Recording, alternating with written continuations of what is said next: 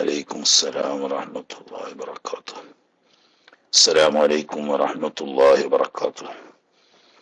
أعوذ بالله من الشيطان الرجيم. بسم الله الرحمن الرحيم. الحمد لله رب العالمين، والصلاة والسلام على سيدنا محمد وعلى آله وصحبه أجمعين، أما بعد. اللهم اغفر لنا وارحمنا ولوالدينا ولمشايخنا ولأساتذتنا ولتلامذتنا ولشركائنا ولمصنف هذا الكتاب ولشوارحه ولحواشيه ولجميع علماء الدين. اللهم انفعنا بهم وبعلومهم وأسرارهم وبركاتهم في الدارين. اللهم اغفر للمؤمنين والمؤمنات والمسلمين والمسلمات الأحياء منهم والأموات.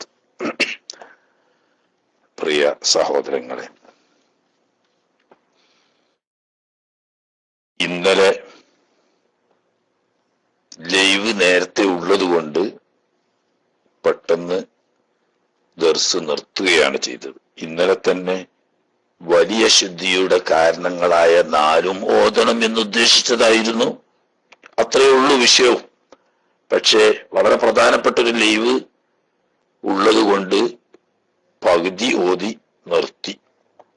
ബാക്കി പകുതി അഥവാ 4 കാര്യങ്ങളിൽ മനിയ് പുറപ്പെടുക, സംയോഗം ചെയ്യുക, ഇങ്ങനെ 2 കാര്യങ്ങൾ പറഞ്ഞു. ഇനി ഹൈറ്, നിഫാസ് തുടങ്ങിയ കാര്യങ്ങളാണ് ഇന്ന് ഓതാനുള്ളത്.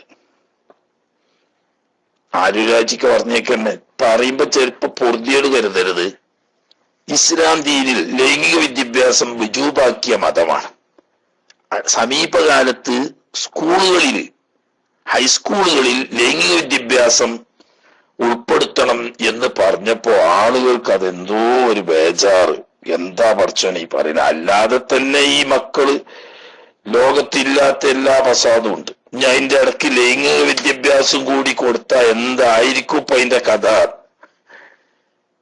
അതല്ല ലൈംഗിക വിദ്യാഭ്യാസം കൊണ്ട് ഉദ്ദേശിക്കുന്നത്. ആകത് കുട്ടിച്ചോറാക്കലല്ല, മറിച്ച് ഓരോന്നിനെയും യഥാവിധി മനസ്സിലാക്കി ജീവിതത്തിന്റെ ഒരു പ്രധാന ഭാഗമാണല്ലോ ലൈംഗിക വിഷയം. ഒരു പ്രായപൂർത്തിയെത്തിയ സ്ത്രീയെ സംബന്ധിച്ചും പുരുഷനെ സംബന്ധിച്ചും അവരുടെ ജീവിതത്തിലെ ഏറ്റവും പ്രധാനപ്പെട്ട ഒരു ഭാഗമാണ് ലൈംഗിക ജീവിതം എന്നത്. പരിശുദ്ധ ദീനുൽ ഇസ്ലാമിലെ എല്ലാ കാര്യത്തിനും കൃത്യമായ മാർഗനിർദ്ദേശങ്ങളും ചിട്ടകളും ഉള്ളതുപോലെ ലൈംഗിക വിഷയങ്ങൾക്കും വളരെ കൃത്യമായ ചിട്ടകളും വിധിവിലക്കുകളും ബാധകമാണ്. അത് എങ്ങനെയൊക്കെയാണ്, എന്തൊക്കെയാണ്, എങ്ങനെയാണ് അരുതാത്തത്, എങ്ങനെയാണ് ആവാത്തത് എന്നത് പഠിച്ചേ പറ്റൂ. അതൊരു മുസ്ലിമായ ഓരോ ആണ് പെണ്ണിന്റെയും പേരിൽ ഉജൂബ. അലുരാജിക്ക് ഉണർത്തിയതുപോലെ ഹൈറും നിഫാസും ഒക്കെ സ്ത്രീകൾക്കെല്ലാം ഉണ്ടാകുന്നത്. എന്തിനാ നമ്മൾ പഠിക്കുന്നത്? അങ്ങനെയല്ല. മനുഷ്യൻ എന്ന് പറയുന്നത് സമൂഹമാണ്. സമൂഹജീവിയായ മനുഷ്യന് സ്ത്രീയും പുരുഷനും കൂടുമ്പോഴേ ഒരു മനുഷ്യന്റെ ജീവിതം പൂർണ്ണമാവുന്നു. അപ്പോ സ്ത്രീകൾക്കാണ് ഹൈറും നിഫാസും ഉണ്ടാകുന്നത് എങ്കിലും സ്ത്രീകളുമായി ഇടപഴകുന്ന പുരുഷൻ ഈ സ്ത്രീയുടെ ഹൈറിന്റെ അവസ്ഥയും നിഫാസിന്റെ അവസ്ഥയും മനസ്സിലാക്കുകയും അത്തരം വേളകളിൽ എങ്ങനെ അവരുമായി പെരുമാറണം എന്ന് പഠിക്കുകയും ചെയ്യൽ നമ്മളെ ജീവിതത്തിന്റെ ഒരു ഭാഗമാണ്. അതുപോലെ തന്നെ സ്ഖലനം, സംയോഗം തുടങ്ങിയ ലൈംഗിക പ്രശ്നങ്ങൾ അത് പറയുമ്പോൾ നാണക്കേട് കരുതിയിട്ട് കാര്യമില്ല. അതിനെ തുടർന്ന് വരുന്ന കഠിനമായ കർശനമായ ഇസ്ലാമിന്റെ നിയമങ്ങളും വിധികളുമുണ്ട്. അത് പഠിച്ചേ പറ്റൂ. അപ്പോ അള്ളാഹുവിന്റെ ദീനിന്റെ വിധിവിലക്കുകൾ മനസ്സിലാക്കുക, ജീവിതത്തിന്റെ വളരെ പ്രധാനപ്പെട്ട ഒരു ഭാഗമാവുന്ന കുടുംബജീവിതത്തിന്റെ അടിത്തറയാവുന്ന ലൈംഗിക വിഷയം ധാർമ്മികമാക്കുക എന്നത് ഒരു മുസ്ലിമിന്റെ ജീവിതത്തിലെ ഏറ്റവും പ്രധാനപ്പെട്ട ഒരു വിഷയം. അപ്പൊ അത് പഠിച്ചേ പറ്റൂ. അത് നമ്മൾ എന്തിനാണ് പറയാൻ മടിക്കുന്നത്? ഉമ്മാക്ക് മോളോട് പറഞ്ഞു കൊടുക്കാൻ മടി, മോൾക്ക് ഉമ്മാനോട് ചോദിക്കാൻ മടി, വാപ്പയോട് മകന് ചോദിക്കാൻ മടി, മകനോട് പറഞ്ഞു കൊടുക്കാൻ വാപ്പക്ക് മടി. അറിഞ്ഞാലും അതിന്റെ ആവശ്യമില്ല എന്നല്ല, അത് പാടില്ല. പണ്ട് കാരണന്മാര് പറയുന്നേ ചോദിച്ച് ചോദിച്ച് സ്വർഗത്ത് പോയിന്നും നാണിച്ച് നാണിച്ച് നരകത്ത് പോയി എന്നും പറയുന്നത് ഇത്തരം കാര്യങ്ങളിലാ. എങ്ങനെ പോയി ചോദിക്കുക? അപ്പൊ ഉമ്മാനോട് എങ്ങനെ പറയാ എന്ന് കുട്ടിക്ക് മടി. ഉമ്മാക്ക് മനസ്സിലായില്ല, പക്ഷെ എങ്ങനെ ഇപ്പൊ മോളെ വിളിച്ചിട്ട് പറഞ്ഞു കൊടുക്കുക എന്ന് ഉമ്മാക്ക് മടി, നാണക്കേട്. അതിലൂടെ ഒരുപാട് തെറ്റുവരുത്തി വെക്കുകയും അള്ളാഹുവിന്റെ കഠിനമായ ശിക്ഷക്ക് നാളെ പരലോകത്ത് കാരണമാവുകയും ചെയ്യും. അത് വരാൻ പാടില്ല. ബഹുമാനപ്പെട്ട സ്വഹാബികൾ, സ്വഹാബിയാത്തുകൾ, അവരൊക്കെ ഇന്നലെ നമ്മള് ഇഷ്കു മദീന ചോദ്യം ചോദിച്ചപ്പോൾ മറുപടി പറഞ്ഞ കൂട്ടത്തിൽ നമുക്കൊക്കെ പ്രസിദ്ധമായ ഒരു സംഭവം പറഞ്ഞല്ലോ. ഉമ്മു സുലൈം റളിയല്ലാഹു തആല അൻഹ അൻസാരികളിൽപ്പെട്ട വലിയ മഹദിയാണ്, സിദ്ദീഖാത്തിൽപ്പെട്ടവരാ. ഉമ്മു സുലൈം റളിയല്ലാഹു തആല അൻഹ വന്നിട്ടാണല്ലോ നബി സല്ലല്ലാഹു അലൈഹി വസല്ലം തങ്ങളോട് ചോദിക്കുന്നത്, ഒരു സ്ത്രീ ഉറക്കത്തിൽ തന്റെ ഭർത്താവുമായോ അല്ലെങ്കിൽ ഒരു പുരുഷനുമായോ ശാരീരിക ബന്ധത്തിൽ ഏർപ്പെടുന്നതായി സ്വപ്നം കണ്ടാൽ കുളിക്കണമോ നബിയേ എന്ന്. ഒരു പെണ്ണ് എന്ന നിലക്ക് ഒരു പുരുഷനോട് ചോദിക്കാൻ നാണിക്കുന്ന വിഷയമാണ്. പക്ഷേ പുരുഷനും സ്ത്രീക്കും ഒക്കെ ഉണ്ടാകുന്ന ഒരു അനുഭവമാണ് സ്വപ്നത്തിലൂടെ ശാരീരിക ബന്ധത്തിൽ ഏർപ്പെടുന്നത്. ഇഷ്ടപ്പെട്ടവരുമായി ശാരീരിക ബന്ധത്തിൽ ഏർപ്പെടുന്നതായി പലപ്പോഴും സ്വപ്നത്തിൽ കാണാറുണ്ട്. അതിലൂടെ സ്ഖലനം സംഭവിക്കലുമുണ്ട്. ഇത് സ്ത്രീകൾക്കും ഉണ്ടാവാം, പുരുഷന്മാർക്കും ഉണ്ടാകാം. പക്ഷെ ഇങ്ങനെ സംഭവിച്ചാൽ അതിന്റെ വിധി എന്താണെന്ന് അറിയണ്ടേ?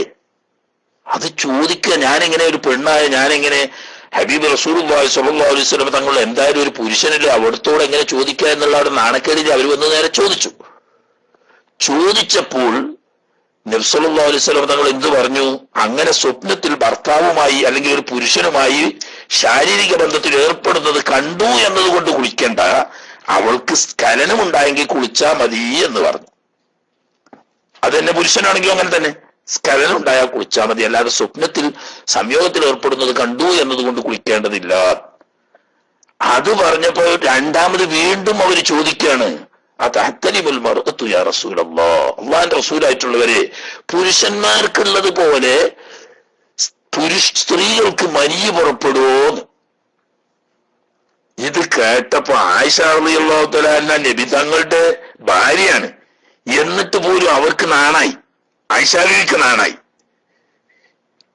ഉമ്മു സുലൈമിനെ പിടിച്ചിട്ട് അടുത്തേക്ക് വിളിച്ചിട്ട് പറഞ്ഞു, ഫളൈതി നിസാ, പെണ്ണുങ്ങളെ നാണം കെടുത്തിയല്ലോ എന്ന് ആയിഷ റളിയല്ലാഹു തആല അൻഹ പറഞ്ഞു. ഈ സംഭവം ഉദ്ധരിക്കുന്ന ആയിഷ റളിയല്ലാഹു തആല അൻഹ ആദ്യമായി ചെയ്യുന്നത് നഅമത്തുൻ നിസാഉ നിസാഉൽ അൻസാർ, സ്ത്രീ വർഗത്തിൽ ഏറ്റവും ഉത്തമകളായ വനിതകൾ അൻസാരികളായ സ്ത്രീകളാണ് എന്നാണ് പറയുന്നത്. സ്ത്രീ വർഗത്തിൽ തന്നെ ഏറ്റവും ഉത്തമകളായ വനിതകൾ അൻസാരികളായ സ്ത്രീകളാണ്. കാരണം ലം യംനഅനൽ ഹയാഉ, നാണക്കേട് ഒരിക്കലും അവർക്ക് തടസ്സമായിരുന്നില്ല അവരുടെ ദീൻ കാര്യങ്ങൾ ചോദിച്ചു പഠിക്കുന്നതിന്. അതോ അവരുടെ അൻസാരി സ്ത്രീകളുടെ മൊത്തം ഗുണത്തിന്റെ ലക്ഷണമായിട്ടാണ് ആയിഷ റളിയല്ലാഹു തആല എന്നിട്ട് എണ്ണുന്നത്. അപ്പൊ അങ്ങനെ ചോദിച്ച് പഠിക്കുന്നതിന് യാതൊരു നാണക്കേടും കരുതേണ്ടതില്ല. അള്ളാഹുവിന്റെ ദീൻ പഠിക്കുക എന്നുള്ളതൊക്കെ അല്ലാതെ ലൈംഗിക വിഷയം പറഞ്ഞ് ആസ്വദിക്കുക എന്നുള്ള നിലക്കല്ല, മറിച്ച് ഇത് പഠിക്കേണ്ട ദീനിന്റെ ഫർമായ കാര്യമാണ്. പഠിക്കാതിരുന്നാൽ അത് മുഖേന പലപ്പോഴും നരകത്തിൽ പോകേണ്ടി വരുന്ന സംഗതി വന്നുപോകും. അതിനു വേണ്ടിയിട്ട് ആ ഉദ്ദേശത്തോടു കൂടി പഠിക്കുമ്പോൾ ലൈംഗിക വിദ്യാഭ്യാസം ഇസ്ലാമിൽ ഫർളായ കാര്യമാണ്. അത് മകന് വാപ്പനോട് ചോദിക്കുക, മകൾക്ക് ഉമ്മയോട് ചോദിക്കുക, പരസ്പരം അതിനെ സംബന്ധിച്ച് ചർച്ച ചെയ്യുക, എല്ലാം ചെയ്യണം. അതെ, അതിന് പറ്റാത്തൊരു സാഹചര്യം വരികയാണ്, എന്നാൽ ഉസ്താദിനോട് ചോദിക്കണം എന്നാ. ഭർത്താവിനോട് ചോദിച്ചിട്ട് മനസ്സിലാവില്ല, മൂപ്പർക്ക് അറിയില്ല. മൂപ്പരോടാണെങ്കിലോ ചോദിക്കാൻ പറഞ്ഞാൽ അത് പോയി ചോദിച്ചു ഉസ്താദ് പറഞ്ഞ ഒരു കോലത്ത് പറഞ്ഞു തരാനും കഴിയൂല എന്ന് കണ്ടാൽ പെണ്ണിനെ സംബന്ധിച്ച് അത് പറഞ്ഞു കൊടുക്കാൻ പറ്റുന്ന ഉസ്താദിന്റെ അരികെ സമീപിച്ച് ചോദിച്ച് പഠിക്കൽ ഫർള് ആയിനാണ്. അത്രയും പ്രധാനപ്പെട്ട വിഷയമാണ്. അപ്പൊ പറയുമ്പോ നാണക്കേടൊന്നും കരുതണ്ട. ഞാൻ അപ്പം വിശദീകരണമൊന്നുമില്ല, കാരണം മുമ്പ് വിശദീകരിച്ചത് കൊണ്ട് അവിടത്തേക്ക് റഫർ ചെയ്യുകയാണ് ചെയ്യുന്നത്. ഹൈദ്, നിഫാസ്, ഇസ്തിഹാവത്ത് എന്നീ വിഷയങ്ങളെ സംബന്ധിച്ച് വിശദമായി മുമ്പ് നമ്മൾ ഖുലാസ ദർസ് നടത്തിയപ്പോൾ ക്ലാസ്സിൽ പറഞ്ഞതും ചോദ്യത്തിന് ഉത്തരം പറഞ്ഞതും ഒക്കെ ഉണ്ട്. അത് നമ്മുടെ STVയുടെ സൈറ്റിൽ പോയാൽ കിട്ടും എന്നുണർത്തുകയാണ്. ഇവിടെ വളരെ ചുരുക്കി പറയുന്നുള്ളൂ, അതുകൊണ്ട് തന്നെ ചുരുങ്ങിയ നിലയ്ക്ക് ഞാനും പറയൂ. കൂടുതൽ ആവശ്യമുള്ളവരുണ്ടെങ്കിൽ അവർക്ക് ഇടയ്ക്ക് ലാസ്റ്റ് ക്ലാസ് കഴിഞ്ഞതിന് ശേഷം ചോദിക്കാവുന്നതാണ് എന്ന് ആമുഖമായി ഉണർത്തി കേൾക്കുമ്പോ ഈ ഉസ്താദ് എന്താ അതിങ്ങനെ പറയുന്നേ എന്ന് കേട്ടിരിക്കുന്ന സ്ത്രീകളോ മറ്റോ വിചാരിക്കണ്ട. അത് പറയാ ദീനിന്റെ വിഷയം മനസ്സിലാക്കി തരിക എന്ന നിലക്കാണ് എന്ന് വിചാരിക്കുക, അല്ലാതെ മറ്റൊരു ഉദ്ദേശവും ആ വിഷയത്തിൽ ഇല്ല. അല്ലാഹു ഖബൂലാക്കുമാറാകട്ടെ. ബിസ്മില്ലാഹിർ റഹ്മാനിർ റഹീം. വസാലിസുഹ, മൂന്നാമത്തെ കാര്യം, കുളി വുജൂബാവുന്ന കാര്യങ്ങളിൽ നിന്നിട്ട് മൂന്നാമത്തേത് ഹൈളുൻ, ഹൈളാണ്. അഥവാ മെൻസസ് ഉണ്ടാവുക, ഹൈള് ഉണ്ടാവുക, ആർത്തവം തുടങ്ങുക. എന്നാ തുടങ്ങലാണോ? അതെ അതെ, വുജൂബാവുന്ന കാര്യം തുടങ്ങൽ തന്നെയാണ്. പക്ഷേ കുളിക്കൽ സഹിയാവണമെങ്കിൽ ഐ ഇൻഖിതാഉഹു, അഥവാ ഹൈള് നിലക്കലാണ്, മുറിയലാണ്. ഹൈള് നിന്നാല് കുളിക്കാൻ പറ്റൂ. പക്ഷെ കുളി വുജൂബാവുന്ന ഹൈള് കൊണ്ട് തന്നെയാണ്. പക്ഷെ ഈ ഹൈള് നിൽക്കുമ്പോഴേ കുളിക്കാൻ പറ്റുള്ളൂ എന്ന് മാത്രം. എന്നാ എന്താണ് ഈ ഹൈള് അല്ലെങ്കിൽ മെൻസസ് എന്ന് പറയുന്നത്? എന്താണ്? വഹുവ, ഹൈള് എന്നത് ദമുൻ, രക്തമാണ്. രക്തം എന്ന് പറയുമ്പോൾ ചോരന്റെ നിറത്തിൽ ഉണ്ടായിക്കൊള്ളണം എന്നില്ല കേട്ടോ, അത് പ്രത്യേകം മനസ്സിലാക്കണം. ഈ ഹൈള് രക്തം പല നിറത്തിലും പല രീതിയിലും കാണാം. നല്ല കറുകറുത്തിട്ട് കറുത്ത നിറത്തില് ചിലപ്പോൾ കണ്ടെന്ന് വരും. ചിലപ്പോൾ മഞ്ഞ നിറത്തിലുള്ള കേവലം ഒരു ദ്രാവകമായിട്ട് കണ്ടെന്ന് വരും. ചിലപ്പോൾ കറുപ്പ് രേഖയോട് കൂടിയ ചുമപ്പ് രക്തക്കളറിൽ കണ്ടെന്ന് വരും. ചിലപ്പോൾ ഒരു മങ്ങിയ തവിട്ട് കളറിൽ കണ്ടെന്ന് വരും. ഇതൊക്കെ ഈ ദമുൻ എന്ന് പറഞ്ഞ പരിധിയിൽപ്പെട്ടതാണ്. അല്ലാതെ സാധാരണ നമ്മൾ കാണുന്ന രക്തത്തിന്റെ വർണ്ണം ചുവപ്പ് വർണ്ണത്തിലായിക്കൊള്ളണം എന്നില്ല. ചിലപ്പോൾ ചുവപ്പ് വർണ്ണത്തിലായെന്ന് വരും, ചിലപ്പോൾ കറുപ്പായെന്ന് വരും, ചിലപ്പോൾ തവിട്ട് നിറമായെന്ന് വരും, ചിലപ്പോൾ മഞ്ഞ നിറമായെന്ന് വരും, ചിലപ്പോൾ കലർന്ന വ്യത്യസ്ത നിറങ്ങൾ കലർന്നതായെന്ന് വരും. അത് തന്നെ ചിലപ്പോൾ വളരെ സ്ട്രോങ് ഉള്ള, തൊട്ടാൽ ഇങ്ങനെ ഒട്ടുന്ന രീതിയിൽ പശ പോലത്തതുണ്ടാവും. ചിലപ്പോൾ വളരെ നേർത്ത ഒരു വിയർപ്പ് പോലെ മാത്രമായിരിക്കും. അങ്ങനെയൊക്കെ കാണാം ഈ രക്തം. അതുപോലെ തന്നെ ചിലപ്പോൾ വല്ലാതെ എന്തോ ചീഞ്ഞ ദുഷിച്ച ദുർഗന്ധമുള്ളതായിരിക്കും. ചിലപ്പോൾ പ്രത്യേക വാസനയൊന്നും ഇല്ലാത്ത സാധാരണ നോർമൽ രക്തമായിരിക്കും. ഇങ്ങനെയൊക്കെ കാണാം. അപ്പോ കട്ടിയുണ്ടായിട്ട് ഒട്ടുന്ന രീതിയിൽ വരാം, നേർത്ത് വിയർപ്പ് പോലെ കാണാം, ചുമപ്പ് നിറത്തിലുണ്ടാവാം, കറുപ്പുണ്ടാവാം, തവിട്ട് കളർ ഉണ്ടാവാം, വിവിധ കളറുകൾ കൂടിക്കലർന്നതുണ്ടാവാം, ദുർഗന്ധമുള്ളതുണ്ടാവാം, ഇല്ലാത്തതുണ്ടാവാം. ഇതൊക്കെ ദമ്മ് തന്നെയാണ്. ഇതിനൊക്കെ ഹൈള് എന്ന് പറയും. അതിലൊന്നും സംശയിക്കണ്ട. ഇപ്പൊ മഞ്ഞ നിറത്തിലേ ഉള്ളൂ അല്ലെങ്കിൽ തൊട്ട് നിറത്തിൽ ചെറിയൊരു നീര് പോലെ ഉള്ളൂ ഉസ്താദേ എന്നൊന്നും ചോദിക്കാൻ നിൽക്കണ്ട. അതൊക്കെ ഹൈള് തന്നെ. എങ്ങനെ രക്തം? യഖ്റുജു, അത് പുറപ്പെടുന്നത് മിൻ അഖ്സാ റഹ്മിൽ മർഅത്തി, സ്ത്രീയുടെ ഗർഭാശയത്തിന്റെ അങ്ങേ അറ്റത്തിലുള്ള ഒരു ഞരമ്പിൽ നിന്നുമാണ്. മനസ്സിലായില്ലേ? ഒരു ഞരമ്പിൽ നിന്നാണ് രക്തം പുറപ്പെടുന്നത്. അത് ആ ഞരമ്പ് ഉള്ളത് എവിടെ? ഗർഭാശയത്തിന്റെ അങ്ങേ അറ്റത്താ. അതായത് ഗർഭാശയ മുഖത്ത് നിന്നല്ല പുറപ്പെടുന്നത്, ഗർഭാശയത്തിന്റെ അന്തർഭാഗത്തിൽ നിന്നും ഒരു ഞരമ്പിൽ നിന്ന് പുറപ്പെടുന്ന രക്തമാണ് ഹൈള്. അതേ സമയത്ത് ഇനി പറയാൻ പോകുന്ന ഇസ്തിഹാലത്ത് ഇതല്ല.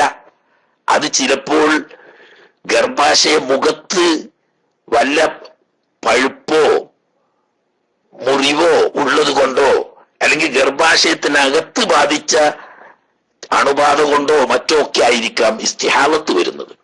അത് ഏതിനല്ല, ഗർഭാശയത്തിന്റെ അങ്ങേ അറ്റത്തുള്ള ഒരു പ്രത്യേക ഞരമ്പിൽ നിന്നും പുറപ്പെടുന്നതല്ല ഇസ്തിഹാലത്ത്. അതുകൊണ്ട് തന്നെ അതിന് കൃത്യമായ ക്രമം നിർദ്ദേശിക്കാൻ കഴിയുകയും ഇല്ല. അതുകൊണ്ടാണ് അതൊരു രോഗമാണെന്ന് വെറുതെ എല്ലാ ഉലമാക്കൾ പറയുന്നത്. ഒരുപക്ഷെ ഗർഭാശയത്തിനകത്ത് അണുബാധ ഉള്ളത് കൊണ്ടോ അല്ലെങ്കിൽ ഗർഭാശയ മുഖത്ത് പഴുപ്പോ മുറിയോ ഉള്ളത് കൊണ്ടോ ഒക്കെ ആയിരിക്കാം. അപ്പൊ അതിന് ചികിത്സ തേടാൻ വേണ്ടത്. എന്നാൽ ഈ ആർത്തവം അഥവാ മെൻസസ് എന്നത് ഒരിക്കലും ഒരു രോഗമല്ല.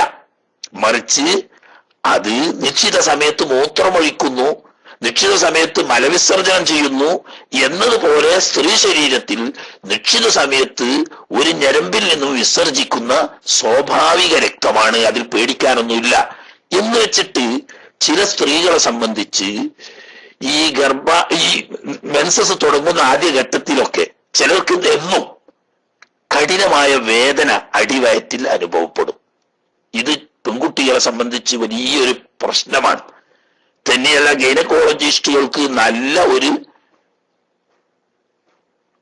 മാർഗമാണ്, അവർക്ക് നല്ല വരുമാനത്തിന്റെ ഒരു വഴിയാണ്. കാരണം സഹിക്കാൻ കഴിയാത്ത വേദന വരുമ്പോ എന്തായാലും പോവും. അതിനൊരു കുറെ ഗുളികയും മരുന്നും ഒക്കെ നിർദ്ദേശിക്കും. കുഴപ്പമൊന്നുമില്ല, ചികിത്സിക്കേണ്ടതന്നെ. അമിതാണെങ്കിൽ ആകുകയാണെങ്കിൽ ചികിത്സിക്കേണ്ടത് തന്നെ. എന്നാ എളുപ്പത്തിൽ ചുരുങ്ങിയൊരു വഴി ഞാൻ പറഞ്ഞുതരാം.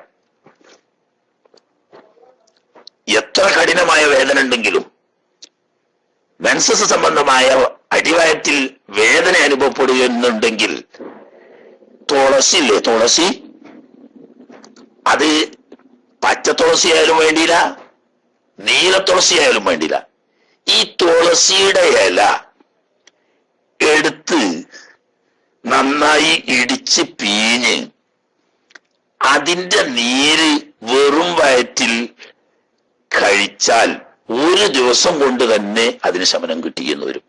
ഇല്ലെങ്കിൽ ഒരു 3 ദിവസം പരമാവധി വേണ്ടി വന്നെന്ന് വരും. അതിന്റെ അപ്പുറം വേണ്ടി വരില്ല. കൈ കൊണ്ട സിദ്ധൌഷധമാണ്. നമ്മുടെയൊക്കെ വീട്ടുവളപ്പിൽ വെറുതെ മുളച്ചു പൊങ്ങി നിൽക്കുന്ന ഒരു ചെടിയാണ് തുളസി എന്ന് പറയുന്നത്. ഈ തുളസിയുടെ ഇല എടുത്ത് വൃത്തിയാക്കി, കാരണം ചെറിയ ചെടിയാകുമ്പോൾ ചളി മണ്ണുമൊക്കെ തെറിച്ചുണ്ടാവുമല്ലോ, അതൊന്ന് കഴുകി വൃത്തിയാക്കി ആ ഇല എടുത്ത് പീഞ്ഞ് അതിന്റെ നീര്, കുറച്ച് രൂക്ഷത ഉണ്ടാവും, അത് പ്രശ്നമാക്കണ്ട. വലിയ രൂക്ഷമാണെങ്കിൽ കുറച്ച് വെള്ളം കൂട്ടി ഒന്ന് ഇതാക്കി നേർപ്പിക്കുക. എന്നിട്ട് അത് വെറും വയറ്റിൽ രാവിലെ കഴിച്ചു നോക്കൂ. 3 ദിവസം കൊണ്ട് മാറാത്ത ഈ മെൻസസ് സംബന്ധമായ അടിവയറ്റിലെ വേദന ഇതുവരെ കേട്ടിട്ടില്ല. പലർക്കും ഞാൻ അങ്ങനെ നിർദ്ദേശിച്ചു കൊടുത്തിട്ട് അവർക്കത് വലിയ കൈ കൊണ്ട സിദ്ധിയായിട്ട് അനുഭവപ്പെട്ടിട്ടുണ്ട്. മനസ്സിലായില്ലേ? അത് കൂട്ടത്ത് പറഞ്ഞത് അത്ര അത് നീ പെട്ടതല്ല. ഒരു പെൺകുട്ടിക്ക് എന്തെങ്കിലും ഉപകാരപ്പെടുകയാണെങ്കിൽ ആയിക്കോട്ടെ. റയ്ഹാനല്ല, അത് വേറെ. മാഷാ അല്ലാഹ്, റയ്ഹാനല്ലട്ടാ, തുളസി കൃഷ്ണ തുളസി എന്നാണ് ഈ ഹിന്ദുക്കളായ ആളുകളൊക്കെ പറയാ. ഞമ്മക്ക് അതിന്റെ തലക്കൽ കൃഷ്ണനൊന്നും കൂട്ടേണ്ട ആവശ്യമില്ല. തുളസി തന്നെ 2 ജാതി ഉണ്ടാവും. ഏത് പച്ച നിറത്തിലുള്ള അതിന് വെള്ള തുളസി എന്നാ പറയാ, മറ്റേത് ചെന്തുളസി എന്ന് പറയും. 2 തുളസി ആയാലും വേണ്ടിയില്ല. അത് നീര് ഏറ്റവും നല്ലത് ചെന്തുളസി കിട്ടുകയാണെങ്കിൽ അതാണ്. ഇനി അത് വേണമെന്നില്ല, നീല തുളസി ആയാലും വേണ്ടില്ല.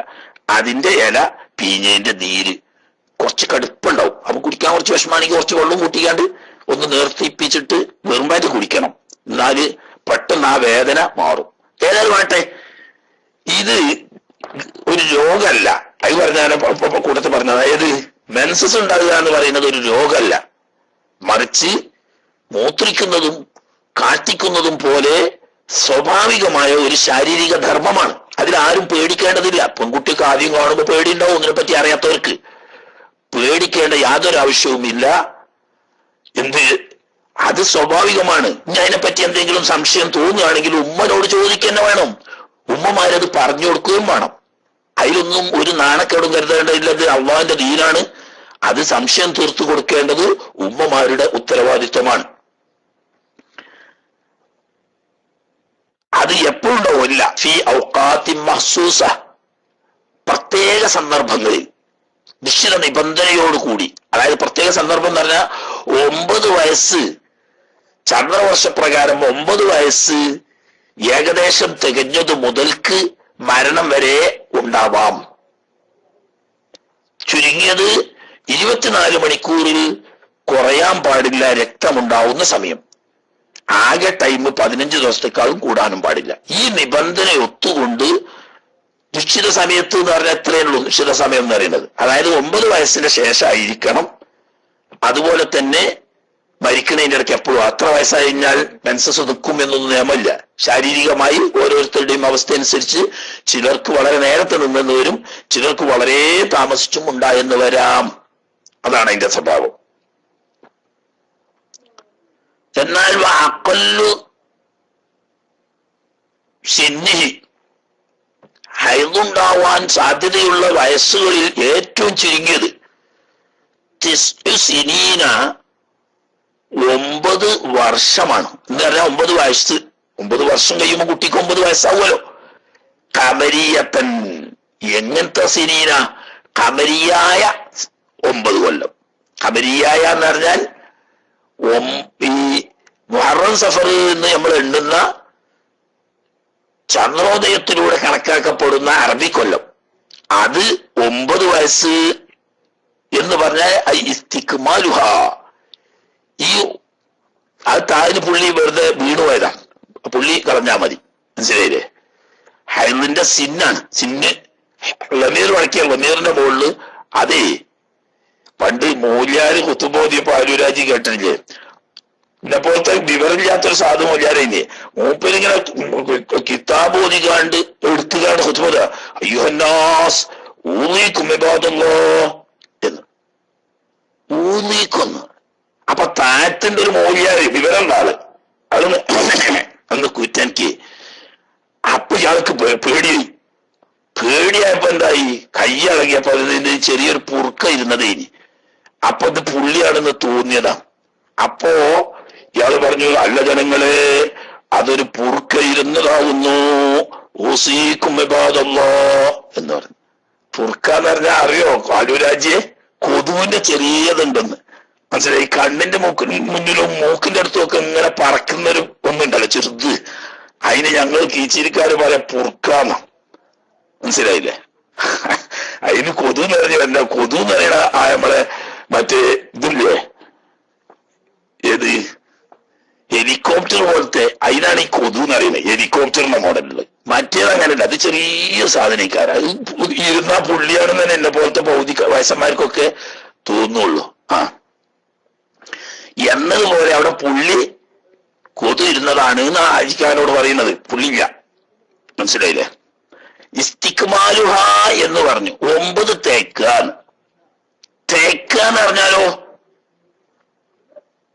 നം അവിടെ ഒരു ഇസ്തിദറാക്ക് തികഞ്ഞോളമില്ല. ഇൻറഅത്ത് ഒരു സ്ത്രീ രക്തം കണ്ടു, ഖബ്ല തമാമിഹ ഈ 9 പൂർണ്ണമാവുന്നതിന് മുമ്പ്, ബിദൂനി 16 യൗമൻ 16 ദിവസത്തിൽ താഴെയുള്ള സമയത്ത് എന്ന് പറഞ്ഞാൽ ചന്ദ്രവർഷപ്രകാരം 9 വയസ്സ് തികയാൻ 16 ദിവസത്തിൽ താഴെ ബാക്കിയുള്ളൂ എന്ന് പറഞ്ഞാൽ 8 വയസ്സും 11 മാസവും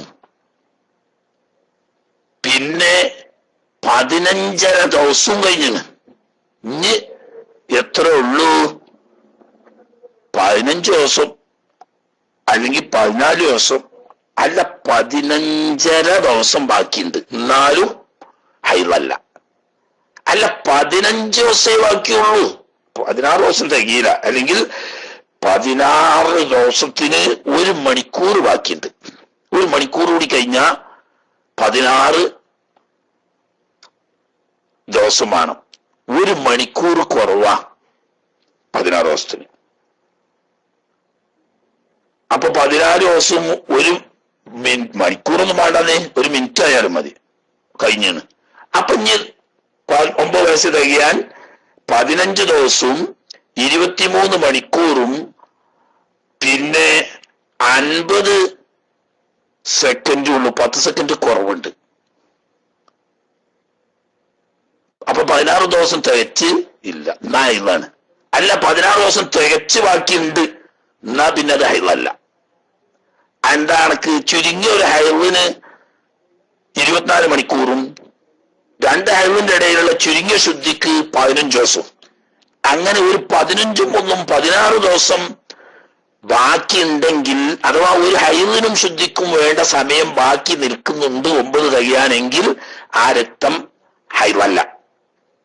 അത് നേരത്തെ പറഞ്ഞതുപോലെയുള്ള വല്ല രോഗം കൊണ്ടോ മറ്റോ ക്രമം തെറ്റി വരുന്ന രക്തമാണ്, ഹൈലല്ല. അതേ സമയത്ത് 16 ദിവസം തികച്ചില്ല, ഏതാനും മിനിറ്റുകൾ കുറവുണ്ട്, എന്നാൽ അത് ഹൈലാണ്.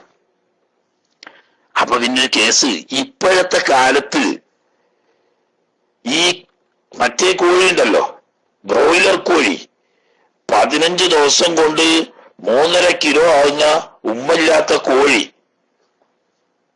ഇപ്പൊ ഫാക്ടറിന്നല്ലേ കോഴി വിരിയുന്നത്. പണ്ട് കീരത്ത് മാഷ് പറഞ്ഞ പോലെ തള്ളക്ക് വിരിഞ്ഞ കോഴിക്കുഞ്ഞാണെങ്കിൽ കോഴിക്കേന്ന് പറയുമ്പോ കുട്ടികൾക്കൊക്കെ മനസ്സിലായി. ആര് ഭാഗത്തും പോയി ഒളിക്കും. ഇലന്റെയും കാടിന്റെയും പൊന്തന്റെയും ഒക്കെ ഉള്ളിൽ പോയിട്ട് ഒളിക്കുന്നത്. അതേ സമയത്ത് ഈ കോഴിക്കുട്ടിയോ ഫാക്ടറിയിൽ നിന്ന് വിരിഞ്ഞ കോഴിക്കുട്ടിയല്ലേ, ഫാക്ടറിയിൽ നിന്ന് എന്ന് പറഞ്ഞ് മേപ്പിട്ട് നോക്കി നിൽക്കല്ലാതെ അത് നോർത്തി ഉണ്ടാവില്ല. അതാണിത് കോഴിക്കുട്ടി. കാരണം അതിന് ഉമ്മല്ല, കോഴി മുട്ടിട്ടിട്ടുണ്ടാവും. അതിന്റെ ശേഷം ഫാക്ടറിയിൽ നിന്ന് വിരിഞ്ഞതാ. ഈ വിരിഞ്ഞിറങ്ങുമ്പോൾ തന്നെ ഇതിന് ഇഞ്ചക്ഷൻ കൊടുക്കുകയാണ്, ഹോർമോൺ ഇഞ്ചക്ഷൻ. അങ്ങനെ 15 ദിവസം കൊണ്ട് 3 കിലോ 3.5 കിലോ ഉള്ള കോഴിയായി മാറി. ഈ കോഴി മാംസം ധാരാളമായി കുട്ടികൾക്ക് നമ്മൾ വാങ്ങിക്കൊടുക്കാൻ പാടില്ല. അത് ഭയങ്കര ദേശ. കൂടാതെ കഴിയൂലെങ്കിൽ ഇടക്കൊക്കെ എപ്പോഴെങ്കിലും കൊടുക്കല്ലാതെ. ഈ ഗൾഫിലൊക്കെ പ്രധാന കറിക്ക് വേറെ വയ്യില്ല. കീശീരിയൊക്കെ പണ്ട് നമ്മളെ ഡോക്ടർ കീശീരിന്റെ ക്ലാസ് കേട്ടതിന് ശേഷം കുറെ ഒഴിവാക്കിയേക്ക. മുമ്പൊക്കെ അത് തന്നെ എളുപ്പത്തിൽ കിട്ടാനുള്ള സാധനം പല ഒരു കറി വെക്കാൻ നോക്കുമ്പോൾ എളുപ്പത്തിൽ കിട്ടണമെങ്കിൽ കോഴിയെ കിട്ടുള്ളൂ. ഈ കോഴി നല്ല സ്വാഭാവിക കോഴിയല്ല, അങ്ങനെ കൃത്രിമമായിട്ട് ഉണ്ടാക്കപ്പെടുന്ന കോഴിയാണ്. അതിൽ അമിതമായി ഹോർമോണുകൾ കുത്തിവെച്ചിട്ട് അസമയത്തും അസ്ഥാനത്തുള്ള വളർച്ചയാണ് ഈ കോഴിക്കുഞ്ഞിന് വന്നത്. അത് കുട്ടികൾക്ക് ധാരാളമായി കൊടുത്താൽ കുട്ടികൾക്ക് 9 വയസ്സൊന്നും ആവാൻ സമയം നിൽക്കൂല. അതിന്റെ മുമ്പ് തന്നെ പല പെൺകുട്ടികൾക്കും മെൻസസ് ആവുന്നു. ഇതിന്ന് സ്വാഭാവികമായിട്ടും ഇന്നത്തെ ഭക്ഷണക്രമത്തിൽ വന്ന തകരാറ് കൊണ്ടുവരുന്ന ഒരു പ്രശ്നമാണ്. അപ്പോ ഇസ്ലാം ശരീഅത്തനുസരിച്ച് അതൊക്കെ ക്രമം തെറ്റി വരുന്ന രക്തമാണ്. അതിനെന്ത് പേരില്ല, ഹൈള് എന്ന് പേരില്ല. അതുകൊണ്ട് തന്നെ ആ കുട്ടി അതുകൊണ്ട് പ്രായപൂർത്തിയെത്തിയതായി വിധിക്കപ്പെടുകയില്ല. ഇതിന് ഹൈളിന്റെ വിധികളൊന്നും വരില്ല. 9 വയസ്സ് തികയുകയോ 9 വയസ്സ് പൂർത്തിയാകാൻ 16 ദിവസത്തിന് താഴെയുള്ള ഉണ്ടാവുകയോ ചെയ്യുന്ന സമയത്ത് കാണുന്ന രക്തമായിരിക്കണം. അതാണ് പ്രത്യേക സമയം എന്ന് പറഞ്ഞാൽ. അതിന്റെ മുമ്പ് കാണുന്നത് ഹൈളായി പരിഗണിക്കില്ല. അതിനാണ് ഇസ്തിഹാബത്ത് എന്ന് പറയുന്നത്. ഇസ്തിഹാബത്ത് എന്ന് പറയുന്നത് ഗർഭാശയത്തിൽ നിന്ന് പുറപ്പെടുന്നതാണെങ്കിലും കൃത്യത വിട്ടുകൊണ്ട് ക്രമം തെറ്റി വരുന്ന വ്യത്യസ്ത കാരണങ്ങളാൽ ഉണ്ടാവുന്ന രക്തമാണ്. അതിന് ഹൈള് എന്ന ഹുക്കുമില്ല. എന്നാൽ എത്രയാണ് വഅഖല്ലുഹു, ഹൈളിൽ നിന്ന് ഏറ്റവും ചുരുങ്ങിയത് എന്ന് പറഞ്ഞാൽ ഹൈള് ഉണ്ടാകുന്ന സമയത്തിൽ നിന്ന് ഏറ്റവും ചുരുങ്ങിയത് എത്ര സമയം ഉണ്ടാവണോ? ഹൈളാണെന്ന് വിധിക്കാൻ 9 വയസ്സായിട്ട് കാണണം എന്ന് പറഞ്ഞ ഒന്ന്. ഇനി ഈ 9 വയസ്സായ ഒരു സ്ത്രീയിൽ നിന്ന് തന്നെ രക്തം കണ്ടു, എന്നാൽ ഈ കണ്ട രക്തം ഹൈളാണെന്ന് വിധിക്കണമെങ്കിൽ എത്ര ഉണ്ടാവണോ? യൗമുൻ വലൈലത്തുൻ, ഒരു രാവും പകലുമെങ്കിലും ഉണ്ടായിരിക്കണം. ചുരുങ്ങിയത് ഒരു രാവും പകലും എന്ന് പറഞ്ഞാൽ രക്തം സ്രവിച്ചു കൊണ്ടിരിക്കുന്ന സമയം 24 മണിക്കൂറിൽ കുറയരുത് എന്നാ പറഞ്ഞതിന്റെ അർത്ഥം. 1.5 മണിക്കൂർ 1 മണിക്കൂർ കണ്ട് പിന്നല്ല, പിന്നെ കുറച്ച് കഴിഞ്ഞതിന്റെ ശേഷം ഒരു 2-3 മണിക്കൂർ ഇങ്ങനെ കുറേശ്ശെ കണ്ടിരുന്നു, പിന്നല്ല, പിന്നെ അതിന്റെ ശേഷം ഒരു 2-3 മണിക്കൂർ കണ്ടു കഴിഞ്ഞും ചെയ്തു, പിന്നെ ഒന്നുമില്ല. എന്നാൽ അത് ഹൈളല്ല എന്ന് പറയുമ്പോ 24 മണിക്കൂർ ഇങ്ങനെ ശക്തിയായി ഒലിച്ചുകൊണ്ടിരിക്കണം എന്നാണോ പറഞ്ഞത്? അതല്ല, അത് പ്രത്യേകം മനസ്സിലാക്കണം. അങ്ങനെയല്ല. അങ്ങനെ ഇപ്പോ 24 മണിക്കൂർ ചോര കൊണ്ട് ഒലിച്ചാലും മനുഷ്യൻ മരിച്ചുപോലെ. ഇപ്പറഞ്ഞതിന്റെ അർത്ഥം ചിലപ്പോൾ അല്പമായി പുറത്തു വന്നെന്ന് വരും, മറ്റ് ചിലപ്പോ പുറത്തു വരുന്നില്ലെങ്കിലും ഇതിനകത്ത് ഉള്ളിൽ ഒരു വൃത്തി കുറവായിട്ടേ തോന്നുള്ളൂ. ഉദാഹരണം പറഞ്ഞാൽ ഒരു പഞ്ഞിയോ അല്ലെങ്കിൽ ഒരു കോട്ടൺ തുണിയോ പോലത്തത് ഇതിനകത്ത് വെച്ച് നോക്കിയാൽ ഏതാനും സമയം കഴിഞ്ഞാൽ അതിൽ രക്തത്തിന്റെ അടയാളം കാണുന്ന രീതിയിൽ ഉണ്ടായാൽ മതി. അങ്ങനെ രക്തമുള്ള സമയം ചുരുങ്ങിയത് 24 മണിക്കൂർ വേണമെന്ന്. അതാ ചിലപ്പോ പുറത്തേക്ക് കണ്ടെന്ന് വരില്ല, കുറച്ചാവുമ്പോഴൊക്കെ ആ ഓരോരുത്തരുടെ ശാരീരിക അവസ്ഥയും ആരോഗ്യസ്ഥിതിയും ഒക്കെ അതുപോലെ തന്നെ കാലാവസ്ഥയും ഒക്കെ നോക്കിയിട്ട് ഏറിക്കുറഞ്ഞു വരും. പക്ഷെ എങ്കിലും ഒരു നല്ല വൃത്തിയുള്ള പഞ്ഞി അല്പം എടുത്തിട്ട് ഈ ദ്വാരത്തിന്റെ അകത്ത് കുറച്ച് സമയം ഇങ്ങനെ വെച്ചുകൊണ്ടിരിക്കുക. ഏതാനും മിനിറ്റുകൾ വെച്ച് പുറത്തെടുത്ത് നോക്കുമ്പോൾ ഇതിൽ ചെറിയ രക്തത്തിന്റെ അടയാളം കാണുന്നുണ്ടെങ്കിൽ ഇപ്പൊ രക്തം പുറപ്പെട്ടുകൊണ്ടിരിക്കുകയാണെന്ന് തന്നെ നിയമം. അങ്ങനെ രക്തം പുറപ്പെടുന്ന സമയം 24 മണിക്കൂറിൽ കുറയരുത്. 24 മണിക്കൂർ കുറയരുത് പറഞ്ഞാൽ തുടർച്ചയായിട്ട് 24 മണിക്കൂർ ഉണ്ടായിക്കൊള്ളുന്നില്ല. ആകെ ടോട്ടൽ ചെയ്താൽ 24 മണിക്കൂർ വേണമെന്ന്. ഉദാഹരണം, ഒരു സ്ത്രീക്ക് 7 ദിവസം അയന്നുണ്ടായിരുന്നു, പക്ഷെ തുടങ്ങിയപ്പോ 1 മണിക്കൂർ ഉണ്ടായിന്, പിന്നെ കുറയില്ല, പിന്നെ പിറ്റേന്ന് ഒരു 2 മണിക്കൂർ ഉണ്ടായി, പിന്നല്ല നല്ല വൃത്തി തന്നെ, പഞ്ഞി വെച്ച് നോക്കിയിട്ടും കൂടി ഒരു അടയാളമില്ല. അങ്ങനെ പിറ്റേന്ന് നോക്കുമ്പോൾ ഒരു 5-6 മണിക്കൂർ കണ്ടു. അങ്ങനെ 7 ദിവസം കൊണ്ട് സംഗതി ക്ലോസ് ആയി, പിന്നെ ഒന്നുമില്ല. അപ്പൊ നോക്കുക, ആകെ നോക്കിയ സമയം, രക്തം കണ്ട സമയം എത്ര മണിക്കൂറുണ്ട് മൊത്തം ടോട്ടൽ ചെയ്ത് നോക്കുമ്പോ ഇല്ല 26 മണിക്കൂർ അല്ലെങ്കിൽ 27 മണിക്കൂർ അല്ലെങ്കിൽ 28 മണിക്കൂർ. ഓക്കെ ഇതാ ഈ 7 ദിവസം ഹൈദ് തന്നെയാണ്.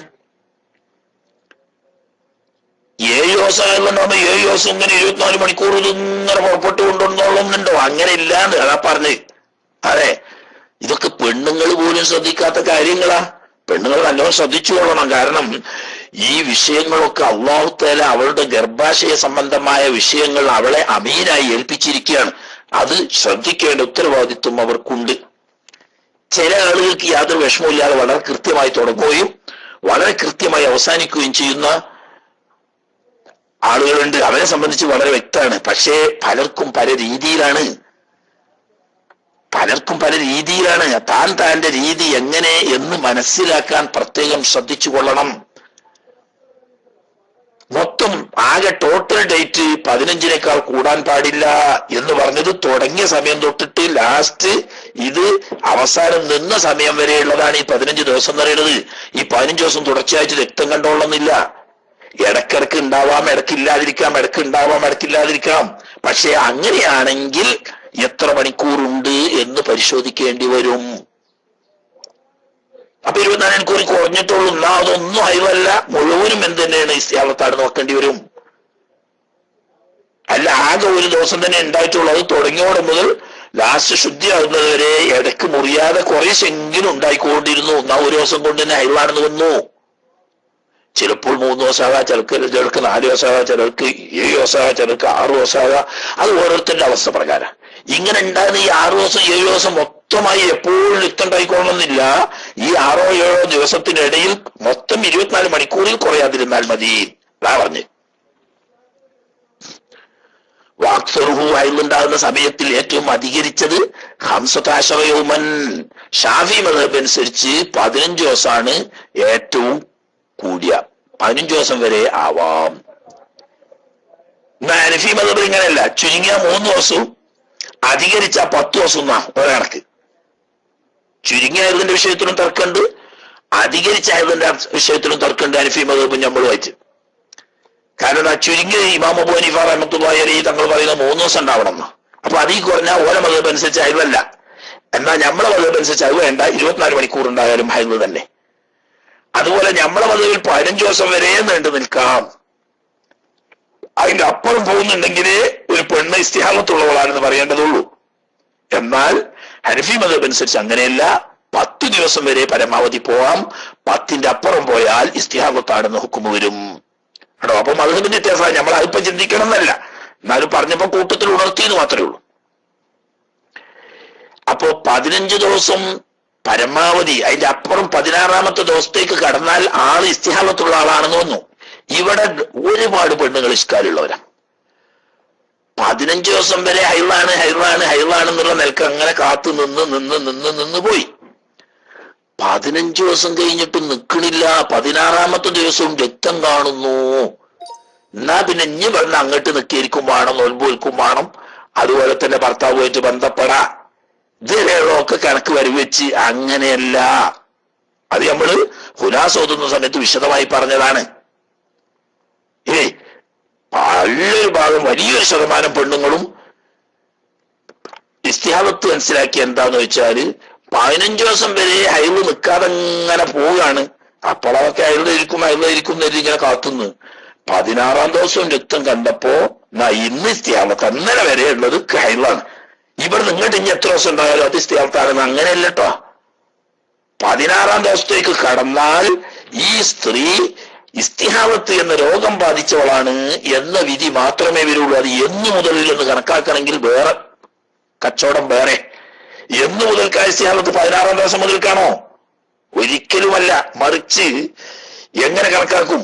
കണക്കാക്കാൻ 3 മാനദണ്ഡങ്ങളാണ്. അതൊക്കെ മുമ്പ് നമ്മൾ വിശദമായി പറഞ്ഞ, എന്നാലും ചുരുക്കം ഒരു സാമ്പിളിന് വേണ്ടി ഞാൻ ഒരിക്കൽ കൂടി പറയാണ്. അന്ന് കേൾക്കാത്ത വരുന്നുണ്ടെങ്കിലോ അതിനു വേണ്ടിയിട്ട്.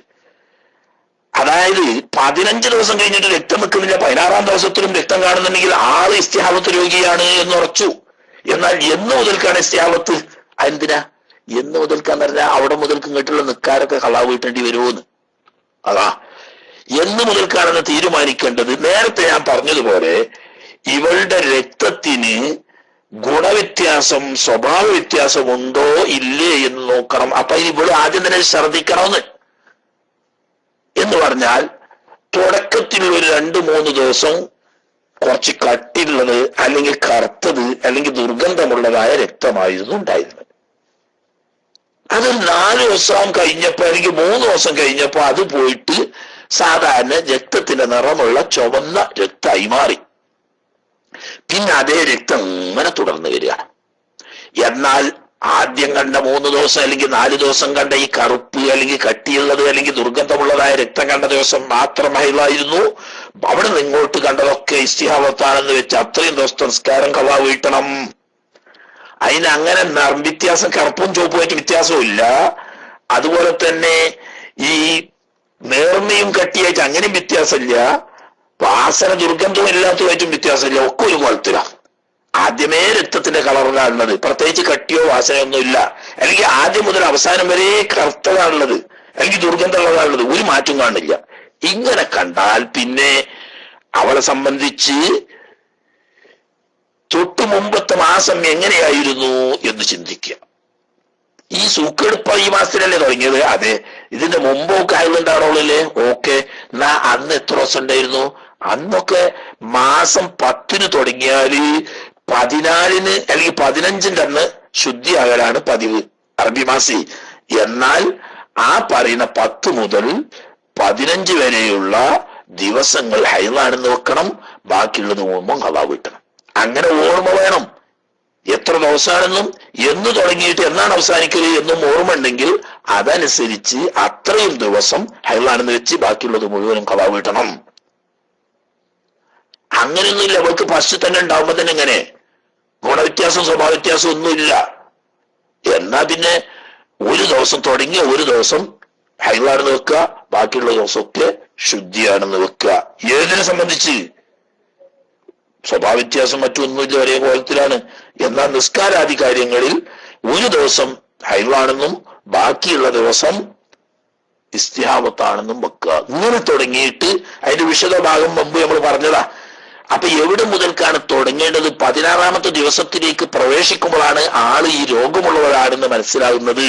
അങ്ങനെ മനസ്സിലായി കഴിഞ്ഞാൽ 16-ാം ദിവസം മുതൽക്കുള്ള ഇസ്തിഹാബത്ത്, മുമ്പേ ഇസ്തിഹാബത്തുള്ളവരാണെന്നാ വരിക. അപ്പൊ ഏതാണ് ഹൈള്, ഏതാണ് ഇസ്തിഹാബത്ത് എന്ന് തീരുമാനിക്കാൻ സ്വഭാവ ഗുണങ്ങളെ കൊണ്ട് വ്യത്യാസമുണ്ടെങ്കിൽ ശക്തിയായത് ഹൈളും അല്ലാത്തത് ഇസ്തിഹാബത്തുമാണെന്ന് വെക്കുക. അതില്ലെങ്കിൽ മുമ്പത്തെ ഓർമ്മ വെച്ചിട്ട് മുമ്പത്തെ മാസം ഹൈൾ എത്ര ദിവസം ഉണ്ടായിരുന്നു ആ ദിവസങ്ങൾ ഹൈളാണെന്നും ബാക്കി ഇസ്തിഹാബത്താണെന്നും വെച്ചുകൊള്ളണം. ഇല്ലെങ്കിൽ പിന്നെ മുത്തഹയ്യറത്ത ആൾക്ക് ഇടങ്ങേറ് പിടിച്ച മസല പണ്ട് പറഞ്ഞ അവിടെ സെറ്റ് നോക്കുക. ആട്ടെ. രണ്ട് ഹൈളുകൾക്കിടയിലുള്ള ചുരുങ്ങിയ ശുദ്ധി 15 ദിവസമായതുപോലെ എന്ന് പറഞ്ഞാൽ ഏറ്റവും കൂടിയ ഹൈള് 15 ദിവസമാണ്. ഏതുപോലെ? ഏറ്റവും ചുരുങ്ങിയ ശുദ്ധി. ശുദ്ധി എന്ന് പൊട്ടും പറഞ്ഞാൽ പോരാ, 2 ഹൈളിന്റെ ഇടയിലുള്ള ശുദ്ധി എന്ന് പറഞ്ഞാൽ ഒരു കുട്ടി ജനിച്ചിട്ട് ചിലപ്പോ 15 വയസ്സ് വരെ ഹൈളുണ്ടായിട്ടില്ല. ആദ്യം 15 വയസ്സിലെ ഹൈളുണ്ടാണ് ഈ കുട്ടിക്ക്, അല്ലെങ്കിൽ 16-ാം വയസ്സിലാണ് ഹൈളുണ്ടാണ്. എന്നാ അതിന്റെ മുമ്പുള്ള ശുദ്ധി ഒന്നാഴ്ച ശുദ്ധിയല്ലേ? അതല്ല. പ്രസവം കഴിഞ്ഞു, 40 വരെ നിഫാസ് ഉണ്ടായിനി, അത് കുളിച്ചു. 40-ാം ദിവസം ശുദ്ധിയായിട്ട് കുളിച്ചു, നിഫാസിന്ന് ശുദ്ധിയായി. 24 മണിക്കൂർ കഴിഞ്ഞതിന് ശേഷം പിന്നെ രക്തം കണ്ടു. എന്നാലും അല്ലെങ്കിൽ വേണ്ട 1 മണിക്കൂർ കഴിഞ്ഞാൽ വീണ്ടും രക്തം കണ്ടു. എന്നാലും ആ കണ്ട ഹൈളാണെന്ന് വെച്ചാൽ മതി. അപ്പോ ഒരു ദിവസം കൂടി ഒഴിവില്ലല്ലോ, അത് വേണ്ട ആവശ്യമില്ല. ഒരു ഹൈളിന്റെയും അടുത്ത ഹൈളിന്റെ ഇടയിൽ ചുരുങ്ങിയത് 15 ദിവസം. അതിന്റെ കാരണം എന്താ? ചുരുങ്ങിയത് ഒരു മാസത്തിൽ ഒരു ഹൈളും ഒരു ശുദ്ധിയും ആണ് അധിക ആളുകളെ സംബന്ധിച്ചു. അപ്പൊ അധികരിച്ച ഹൈള് 15 ദിവസം ഉണ്ടായാൽ പിന്നെ ആ മാസത്തിൽ 15 ദിവസം ബാക്കി ഉണ്ടാവുമല്ലോ, അതെന്തായാലും ശുദ്ധി ആവണം എന്ന് അതിനപ്പോ പറയണത്. അപ്പൊ ഏറ്റവും അധികരിച്ച ഹൈള് 15 ദിവസമാണ്. ഏതുപോലെ ഏറ്റവും ചുരുങ്ങിയ ശുദ്ധി 15 ദിവസമാണ്. അധികരിച്ച ശുദ്ധിക്ക് പരിധിയില്ല. ചില സ്ത്രീകൾക്ക് 3 മാസത്തിൽ ഒരിക്കലേ ഹൈള് ഉണ്ടാവൂ, മറ്റു ചില സ്ത്രീകൾക്ക് 6 മാസത്തിൽ ഒരിക്കലേ ഹൈള് ഉണ്ടാവൂ, ചില സ്ത്രീകൾക്ക് കൊല്ലത്തിൽ ഒരിക്കലേ ഹൈള് ഉണ്ടാവൂ. ബഹുമാനപ്പെട്ട ഇമാം ഷാഫി റളിയല്ലാഹു തആല അൻഹു തങ്ങൾ പറയുന്നത് നമുക്ക് കാണാം. ഞാൻ ഈ വിഷയത്തിൽ കണ്ട ഏറ്റവും പുതുമപ്പെട്ട കാര്യം, എനിക്കറിയുന്ന എന്റെ ബന്ധത്തിൽപ്പെട്ട ഒരു സ്ത്രീ ഉണ്ടായിരുന്നു. അവർക്ക് ഒരു കൊല്ലത്തിൽ കേവലം ഒരൊറ്റ ദിവസം 24 മണിക്കൂർ മാത്രം ഹൈലുണ്ടാവും. പിന്നെ അടുത്ത കൊല്ലം ആ ദിവസം വരുമ്പോൾ ഹൈലുണ്ടാവും. അങ്ങനെ ഒരു സ്ത്രീ ഉണ്ടായിരുന്നു ഞങ്ങളുടെ കുടുംബത്തിൽ എന്ന് ബഹുമാനപ്പെട്ട ഇമാം ഷാഫി റളിയല്ലാഹു തആല അൻഹു തങ്ങൾ പറഞ്ഞിട്ടുണ്ട്. അങ്ങനെയും വരാം, ഇനി തീരെ ഹൈലില്ലാതെ അങ്ങനെയും വരാം, അങ്ങനെയൊക്കെ വരാം. മനസ്സിലായില്ല? പക്ഷെ സാധാരണഗതിയിൽ എന്താണ്, ഒരു മാസത്തിൽ ഒരു ഹൈവും ഒരു ശുദ്ധിയും ഉണ്ടാവും. അപ്പൊ ഏറ്റവും കൂടുതൽ ഹൈവ് 15 ദിവസം ഉണ്ടായാൽ പിന്നെ ബാക്കിയിൽ 15 ദിവസമാണല്ലോ ശുദ്ധി. അപ്പൊ കുറഞ്ഞ ശുദ്ധി 15 ദിവസമാണ്, അധികരിച്ച ശുദ്ധിക്ക് പരിധിയില്ല. വയഹറുമു ബിഹി, അപ്പൊ മുമ്പ് പറഞ്ഞതാണെങ്കിലും കൂട്ടത്തിൽ ഒന്ന് പറയാം. വയഹറുമു ബിഹി, ഹൈവ് ഉണ്ടാകൽ കൊണ്ടിട്ട് ഹറാമാകും മാ, ഒരു കാര്യങ്ങളൊക്കെ. എങ്ങനത്തെ കാര്യമാണ്? യഹ്റുമു ബിൽ ജനാബത്തി, ജനാബത്ത് കൊണ്ട് ഹറാമാവുന്ന കാര്യം മുമ്പ് നമ്മൾ പറഞ്ഞല്ലോ. ആ കാര്യങ്ങളൊക്കെ ഹൈദ് കൊണ്ടും ഹറാമാവും. എന്താ? നിസ്കാരം, സുജൂദ്, അതുപോലെ തന്നെ തവാഫ്, മുസാഫിനെ തുടരും ചുമക്കലും തുടങ്ങിയ, അതുപോലെ തന്നെ ഖുർആൻ ഓതൽ, ഇത്രയും കാര്യങ്ങൾ ജനാബത്ത് കൊണ്ട് ഹറാമാവുന്ന, അതൊക്കെ ഹൈദുള്ളവർക്കും ഹറാമാവും. അതിന്റെ പുറമെ വമുബാശറത്തു മാ ബൈന സുറത്തിഹാ വറുക്ബത്തിഹാ, ജനാബത്ത് കൊണ്ട് ഹറാമാവാത്തൊരു കാര്യം കൂടി എന്തുകൊണ്ട് ഹറാമാവും? ഈ ഹൈദ് കൊണ്ട് ഹറാമാവും. അതുകൊണ്ട് തന്നെ ഫുഖഹാഇ അശുദ്ധിയെ 3 ആക്കി തിരിച്ചിട്ടുണ്ട്. ഇപ്പൊ നമ്മൾ 2 ആയിട്ടല്ലേ തിരിച്ച്, വലിയ ശുദ്ധി ചെറിയ ശുദ്ധി. എന്നാൽ നജസിനെ 3 ആക്കി തിരിച്ചതുപോലെ അശുദ്ധിയെ 3 ആക്കി തിരിച്ച ഫുഖഹാ ഉണ്ട്, നമ്മളെ മതത്തിൽ തന്നെ ഉണ്ട്. എങ്ങനെ? നജസിലെ നജസ് മുഅല്ലൽ, നജസ് മുഖഫഫ്, നജസ് മുതവസ്സിത്ത് എന്നതുപോലെ ഹദസ് അസ്ഗർ, ഹദസ് മുതവസ്സിത്ത്, ഹദസ് അക്ബർ, ഇങ്ങനെ 3 ആക്കി തിരിച്ചിട്ടുണ്ട്. അതിൽ ഹദസ് അസ്ഗർ എന്ന ചെറിയ ശുദ്ധി ഉണ്ടാകുക, 3 മുറിയ, ആ 4 ആളുകൾ കാരണം കൊണ്ട്. പിന്നെ മുതവസ്സിത്ത് എന്ന് പറഞ്ഞാൽ വലിയ പുറപ്പെടുക, അതല്ലെങ്കിൽ സംയോഗം ചെയ്യുക. അതായത് ജനാബത്ത് എന്ന് പറയുന്ന 2 കാര്യം, അത് മുതവസ്സിത്ത്. അക്ബർ എന്ന് പറയുന്നത് ഹൈദ് ഉണ്ടാകുക, നിഫാസ് ഉണ്ടാകുക, ഇങ്ങനെ. അപ്പൊ എന്താ? ചെറിയ ശുദ്ധി കൊണ്ട് ഹറാമാവുന്നത് നിസ്കാരം, സുജൂദ്, തവാഫ്, മുസാഫ് തുടരും ചുമക്കലും, ഇത്രയും കാര്യങ്ങളേ ഉള്ളൂ. എന്നാൽ ആ 4 കാര്യങ്ങളും മുതവസ്സിത്താവുന്ന ജനാബത്ത് അഥവാ ഖലനം, സംയോഗം എന്നീ ജനാബത്ത് കൊണ്ട് ഹറാമാവും. അതിന്റെ പുറമെ എന്തു ഹറാമാവും? ഖുർആൻ ഓതല്, പള്ളിയിൽ താമസിക്കല്, ഇതും കൂടി ജനാബത്ത് കൊണ്ട് ഹറാമാവും. എന്നാൽ ഹൈദ് എന്ന് പറയുന്ന നിഫാസുമാവുന്ന വലിയ അക്ബറായ ഹദസ് കൊണ്ടിട്ട് ഈ പറയുന്ന 6 കാര്യങ്ങൾക്ക് പുറമെ മുട്ടുമുക്കളിടയിൽ കൂടിച്ചേരുക, ഭാര്യയും ഭർത്താവും തമ്മിൽ മുട്ടുമുക്കളിടയിൽ മറയില്ലാതെ കൂടിച്ചേരുക, അതാണ് മുബാശറത്ത് പറയുന്നത്. അതേ സമയത്ത് ഉടുതുണി ഉടുത്ത് വസ്ത്രം ധരിച്ച് അതിന്റെ മേലെ ഭാര്യയും ഭർത്താവും തമ്മിൽ തൊടുകയോ ബന്ധപ്പെടുകയോ ചെയ്യുന്നതുകൊണ്ട് കുഴപ്പമില്ല. അതേ സമയത്ത് മറയില്ലാതെ മുട്ടുപൊക്കിളട ഉപയോഗിക്കൽ ഹറാമാണ് അതിലുള്ള സമയത്ത്. അതാണ് മദ്ഹബ്. കാരണം എന്താന്ന് വെച്ചാൽ മൻ ഹാമ ഹൗലൽ ഹിമാ യൂഷിക്കു അൻ യർതഅ ഫിൽ ഹിമാന, സുരക്ഷിത മേഖലന്റെ പരിസരത്ത് നാക്കാലിനെ മേച്ചാൽ, സുരക്ഷിത മേഖലന്റെ പരിസരത്ത് നാക്കാലിയെ മേച്ചാൽ അറിയാതെ ഈ നിരോധിത മേഖലയിൽ പ്രവേശിക്കാൻ സാധ്യതയുണ്ട്. അപ്പൊ മുട്ടുമുക്കളട മറയില്ലാതെ ഉപയോഗപ്പെടുത്തിയാൽ ചിലപ്പോൾ ചില അമുക്കുകൾക്ക് ലൈംഗിക വികാരത്തെ നിയന്ത്രിക്കാൻ കഴിയില്ല, അങ്ങനെ സംയോഗത്തിൽ ഏർപ്പെട്ടു പോകാൻ സാധ്യതയുണ്ട്. അതുകൊണ്ട് ആ ബാബ് തന്നെ അടച്ചിട്ട് മുട്ടുമുക്കളടയിൽ മറയില്ലാതെ ഉപയോഗിക്കാൻ പാടില്ല. അല്ലല്ല, എങ്ങനെയും പാടില്ല, അത് ഉപയോഗിക്കാനേ നിൽക്കണ്ട. മുബാശറത്ത് എന്ന് പറഞ്ഞാൽ എല്ലാ നിരക്കുള്ള മറയില്ലാതെയുള്ള പരസ്പര സ്പർശനങ്ങളൊക്കെ പെട്ട്, അത് ലൈംഗിക അവയവങ്ങളെ കൊണ്ട് തന്നെ ആയിക്കൊള്ളണം എന്നില്ല.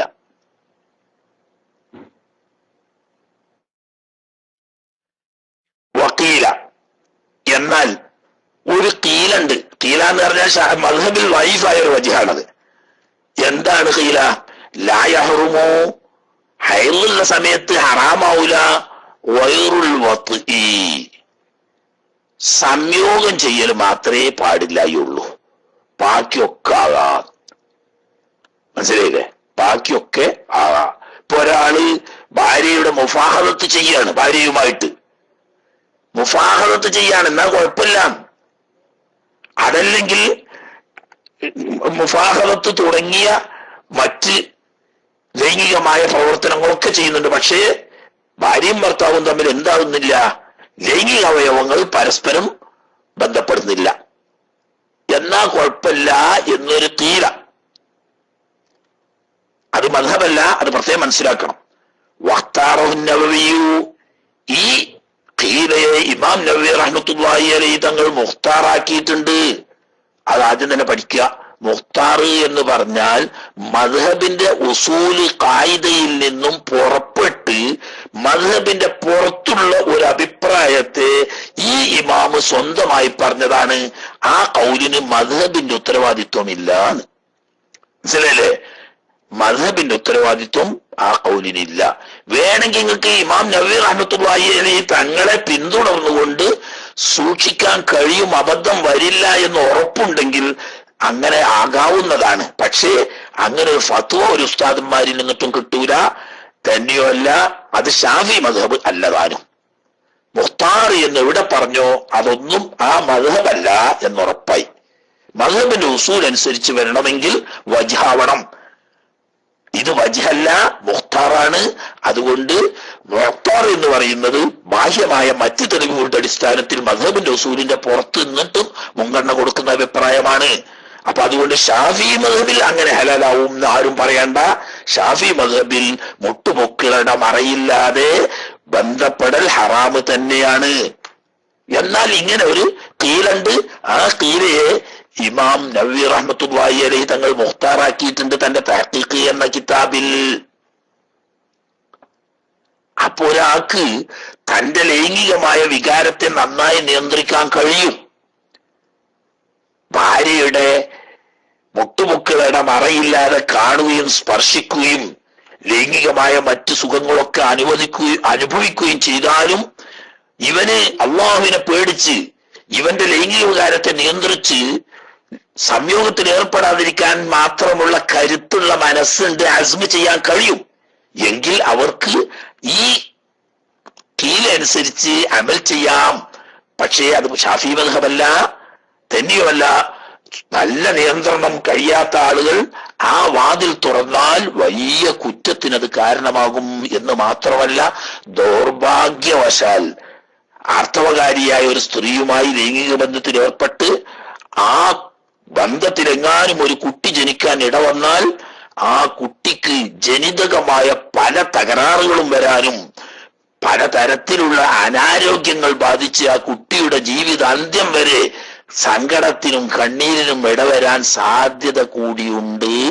അതും കൂടി മുന്നിൽ വെച്ചിട്ടായിരിക്കാം ഇസ്ലാം ശരീഅത്ത് മെൻസസ് ഉള്ള സമയത്ത് ഒരു കാരണവശാലും ലൈംഗിക ബന്ധത്തിൽ ഏർപ്പെടരുത് എന്ന് പറയാൻ കാരണം. പലപ്പോഴും ഈ മെൻസസ് ഉള്ള സമയത്ത് ഗർഭധാരണം നടന്നെന്ന് വരില്ല, എന്നാൽ ചിലപ്പോൾ ഗർഭധാരണം ഉണ്ടാവാൻ സാധ്യതയുണ്ട്.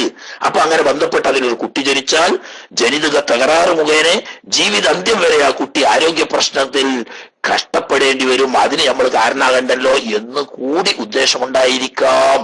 ഏതായാലും അല്ലാഹു തആല അത് കഠിനമായി വിരോധിച്ച് ഹറാമാവുന്നു.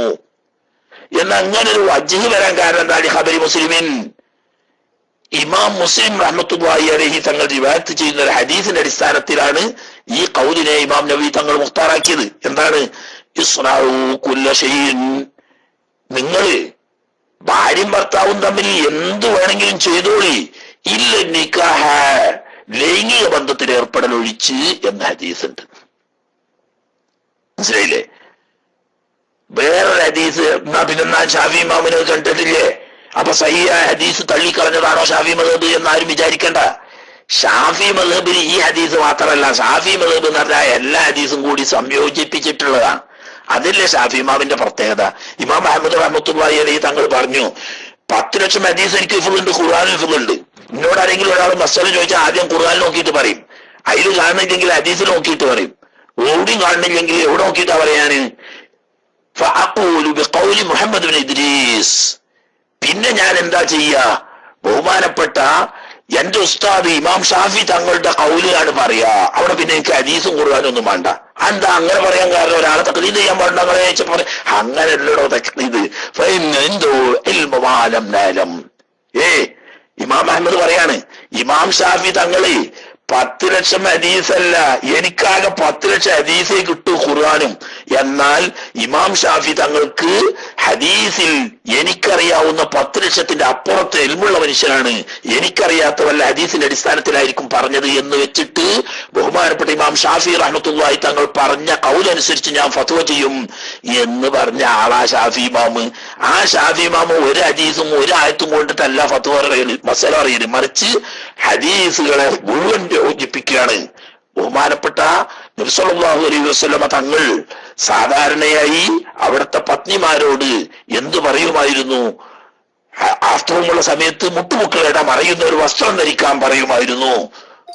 മുട്ടുമുക്കളുടെ വസ്ത്രം ധരിച്ച് പിന്നീട് ബാക്കി കാര്യങ്ങളിലൊക്കെ സാധാരണ പോലെ പെരുമാറുമായിരുന്നു എന്ന് ഉമ്മഹാത്തുൽ മുഅ്മിനീങ്ങൾ പലരും റിവായത്ത് ചെയ്തിട്ടുണ്ട്. ഇപ്പൊ ഇവിടെ മുട്ടുമുക്കളുടെ മറയുന്ന വസ്ത്രം ധരിച്ചുകൊണ്ട് പിന്നീട് ബാക്കിയെല്ലാം ചെയ്യാറുണ്ടായിരുന്നു എന്ന് പറഞ്ഞപ്പോ ഇസ്നാഉ കുല്ല ഷൈഇൻ ഇല്ല നിക്കാഹ് എന്ന് പറഞ്ഞോടത്ത് മറന്റെ പുറത്തുള്ള പണിയാണ് പറഞ്ഞത് എന്ന് മനസ്സിലാക്കേണ്ടതാണ്. ഈ സംയോഗമല്ലാത്തത് തന്നെ മറക്ക് പുറത്താണ് മുട്ടുമുക്കളുടെയിൽ സംയോഗമല്ലാത്തൊക്കെ ചെയ്തോളി എന്ന് പറഞ്ഞത്. അപ്പൊ മറയില്ലാതെ ചെയ്യാ എന്നല്ല. കണ്ടോ, 2 ഹദീസും കൂടി സംയോജിപ്പിച്ചപ്പോൾ ഷാഫി മദ്ഹബ് ക്ലിയർ. അതേ സമയത്ത് ഇസ്നാഉ കുല്ല ഷൈഇൻ ഇല്ല നിക്കാഹ് എന്ന് സ്വന്തം പറഞ്ഞപ്പോൾ എന്തായി? സ്വന്തം പറഞ്ഞപ്പോ സംയോഗം ചെയ്യാൻ ഞാൻ മതി, മറയില്ലാതെ തന്നെ മുട്ടുമുക്കളുടെ ഉപയോഗിക്കുന്നതോട് കുഴപ്പമില്ല. അപ്പൊ മറ്റേ ഹദീസ് മാറ്റി വെച്ചിട്ടാണ്, മറ്റേ ഹദീസോട് കൂട്ടിയ ഷാഫി മദ്ഹബ് ക്ലിയർ. ഓക്കെ, വൈദങ്കതാദമുഹ. അതെ, അങ്ങനെ ഹൈദ് നിന്നു, രക്തം നിലച്ചാൽ ഹല്ലലഹ, ആ ഹൈദ് ഉണ്ടായിരുന്ന സ്ത്രീക്ക് ഹലാലാകും. എന്താ ഹലാലാകുക? ഖബലൽ ഗുസ്ലി, കുളിക്കുന്നതിന് മുമ്പ് തന്നെ ഹലാലാവും. സൗമുൻ, നോമ്പ് വെൽക്കല്. ഹൈദുള്ളവർക്ക് നിസ്കരിക്കാൻ പാടില്ലാത്തതുപോലെ നോമ്പ് വെൽക്കാനും പാടില്ലല്ലോ. എന്നാ കുളിച്ചാലേ നിസ്കരിക്കാൻ പാടുള്ളൂ, കുളിക്കുന്നതിന് മുമ്പ് നിസ്കരിക്കാൻ പാടില്ല. എന്നാൽ നോമ്പ് അങ്ങനെയല്ല.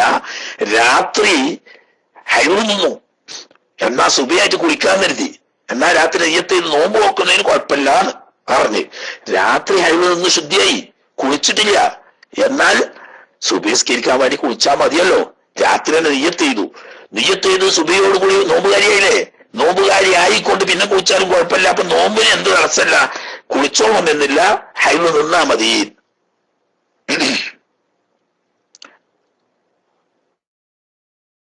ലാവത്തോൻ, എന്നാൽ ശുദ്ധിയാണ്. കുളിക്കുന്നതിന് മുമ്പ് ഭാര്യയും ഭർത്താവും തമ്മിൽ ലൈംഗിക ബന്ധത്തിൽ ഏർപ്പെടാൻ പാടില്ല. എന്താന്ന് വെച്ചാൽ ബളവന്മാര് കണക്കൂട്ടും. ഏതായാലും ഇപ്പൊ 5-6 വർഷമായി കുളിച്ചിട്ടില്ലല്ലോ, ഇനി ഒന്ന് കുളിക്കണം. എന്നാ സംഗതി ഏതായാലും പുതിയാപ്പിളയായിട്ട് കണ്ടിട്ട് 5-6 ദിവസമായി, ആ പരിപാടിയാണ് നടക്കട്ടെ, രണ്ടിനും കൂടി ഒറ്റ കുളി ഒബില്ലാഹി തൗഫീഖ്, അത് പറ്റൂലാന്ന്. ശരി അനുരാജിയെ, ആദ്യം ഒന്ന് കുളിച്ച് വൃത്തിയായി വന്നിട്ട് പരിപാടി തുടങ്ങിയാൽ മതിന്ന്. അല്ലാതെ രണ്ടിനും കൂടി ഏതായാലും ഇപ്പൊ കുളിക്കണം, അപ്പൊ എന്തുകൊണ്ടായിട്ട് ഇറങ്ങില്ലല്ലോ, അതുകൂടി ഒന്നാണ് നടക്കട്ടെ എന്ന് വെക്കാൻ പറ്റൂല. അതിന് കുളിച്ചതിന് ശേഷം പറ്റുള്ളൂ. പക്ഷെ നോമ്പ് കുളിക്കുന്നതിന് മുമ്പ് തന്നെ നോൽക്കാം, ഉപയോഗിക്കാൻ വേണ്ടി കുളിച്ചാൽ മതി. എന്നാൽ സംയോഗത്തിന് മുമ്പ് കുളിച്ചിരിക്കണം, കുളിക്കാതെ പാടില്ല. എന്നാൽ ഇപ്പറഞ്ഞത് ഖിലാഫല്ലിമാ ബഅസഹു അൽ-അല്ലാമത്തു അൽ-ജലാലു സുയൂത്തി റഹ്മഹുല്ലാഹ്, ബഹുമാനപ്പെട്ട ഇമാം ജലാലുദ്ദീൻ സുയൂത്തി റഹ്മത്തുള്ളാഹി അലൈഹി ബഹസായി പറഞ്ഞൊരു കൗലിനെതിരാണത്. മനസ്സിലായില്ലേ?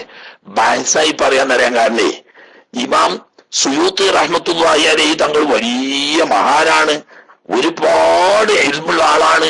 ഹദീസ് വിഷയത്തിൽ പിൽക്കാലത്ത് ഇമാം സുയൂത്തി തങ്ങളെ മറികടക്കാൻ പറ്റുന്ന ഒരു ഇമാമ് വന്നിട്ടില്ല.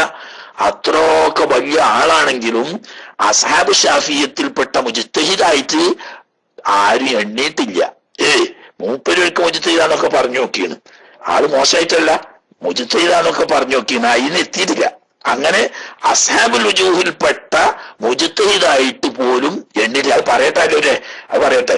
അസ്ഹാബുൽ വുജൂഹിൽപ്പെട്ട ഒരാളായിട്ടാണെങ്കിൽ അയാളെ വൈദ്യാനുസരിച്ച് വജ്ഹ് എന്ന് പറയാ, ഇത് വജ്ഹ് എന്ന് പറയാൻ പറ്റൂല.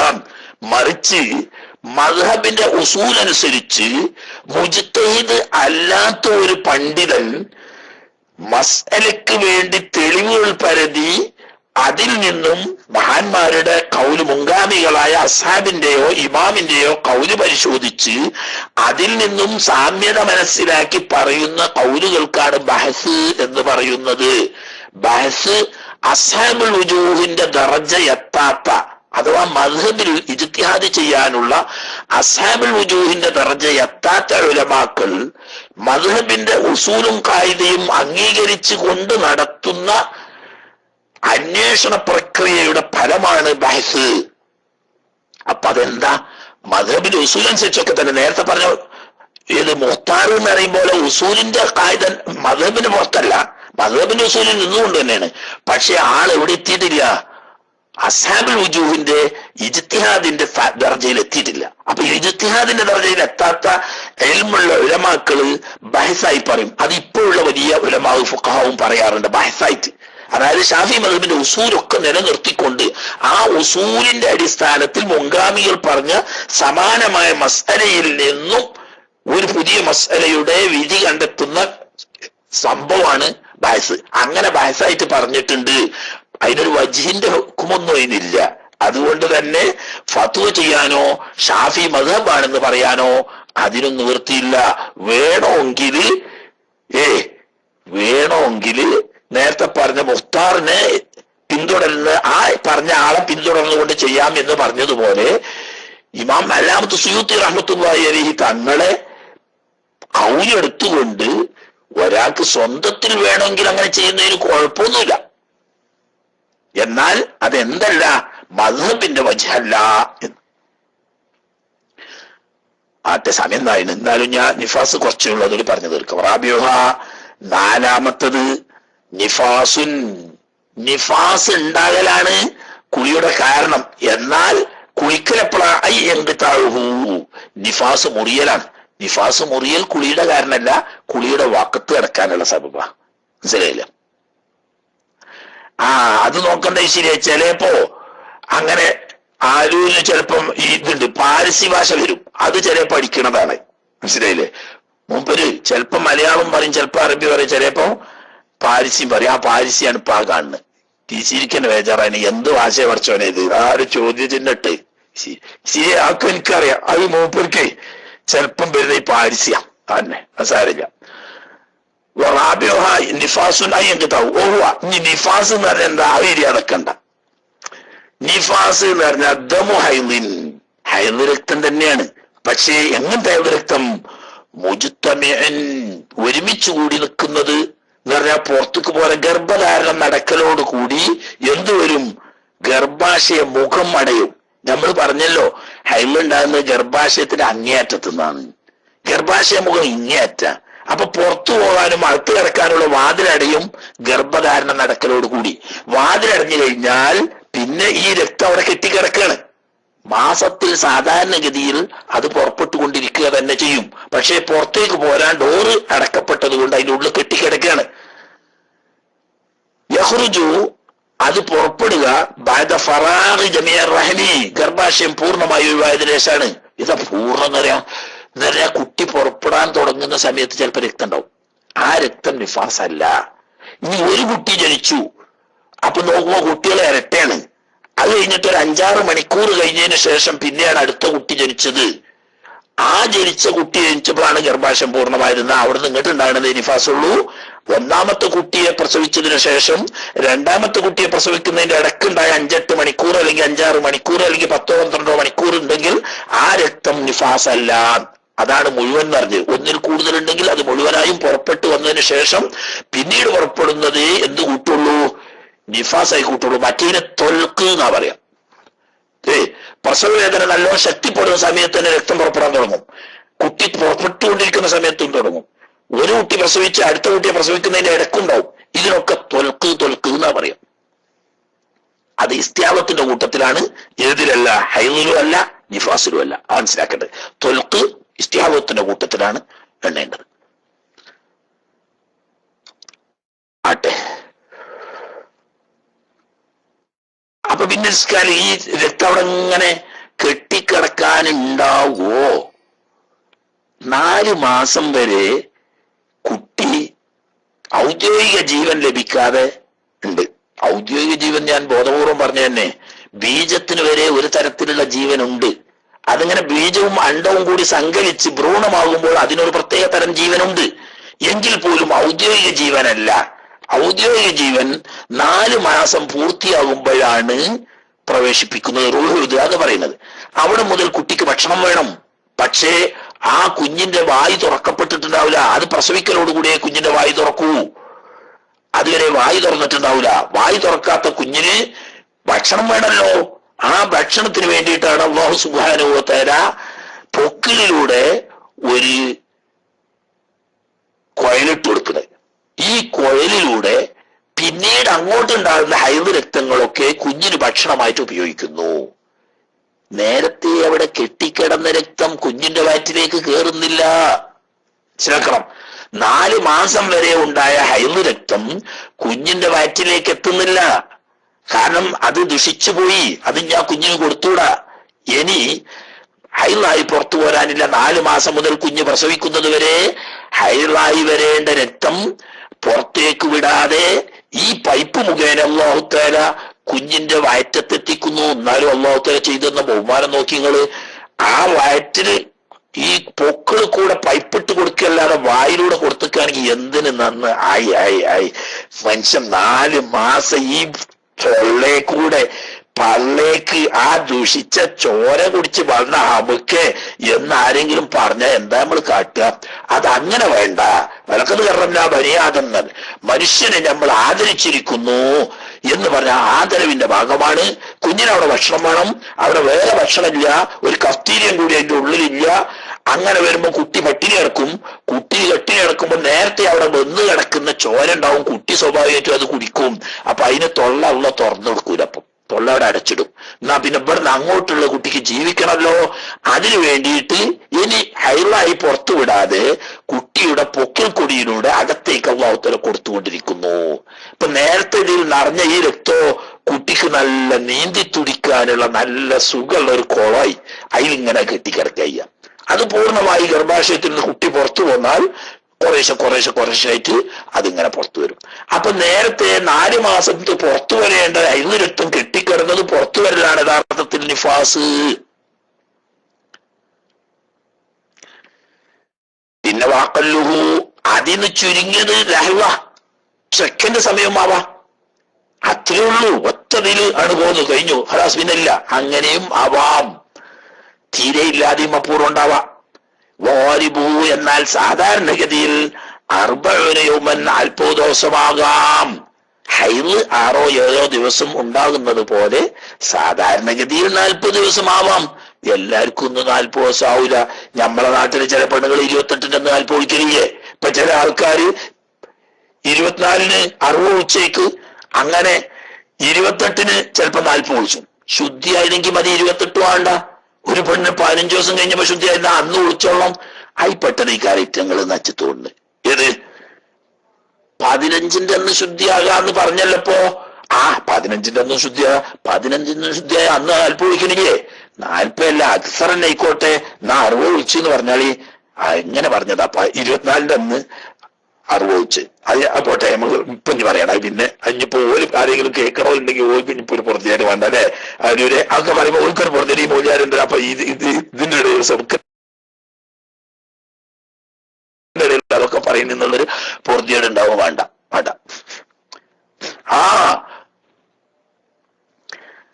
അതെ.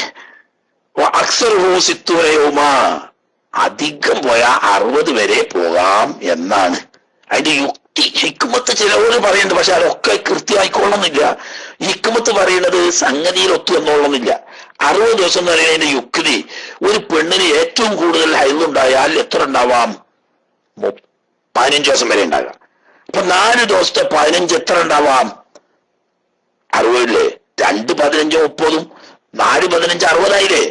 അപ്പൊ ഏറ്റവും കൂടുതലുള്ള ഹൈദ് 15 ദിവസമാവാം എന്നതുപോലെ 4 മാസത്തിലെ ഹൈദ് ഒരുമിച്ച് കൂടിയത് 60 ദിവസം കൊണ്ട് പുറപ്പെട്ട് തീരാം. അങ്ങനെ 60 ആകുന്നതിന്റെ പിന്നിൽ അങ്ങനെ ഒരു യുക്തി ഉണ്ട് എന്ന്. അതുകൊണ്ട് നിയമം അതാണ് എന്നല്ല, യുക്തി ചിലപ്പോൾ ശരിയായി എന്ന് വരും, അല്ലെന്നും വരും. ഓട്ടെ,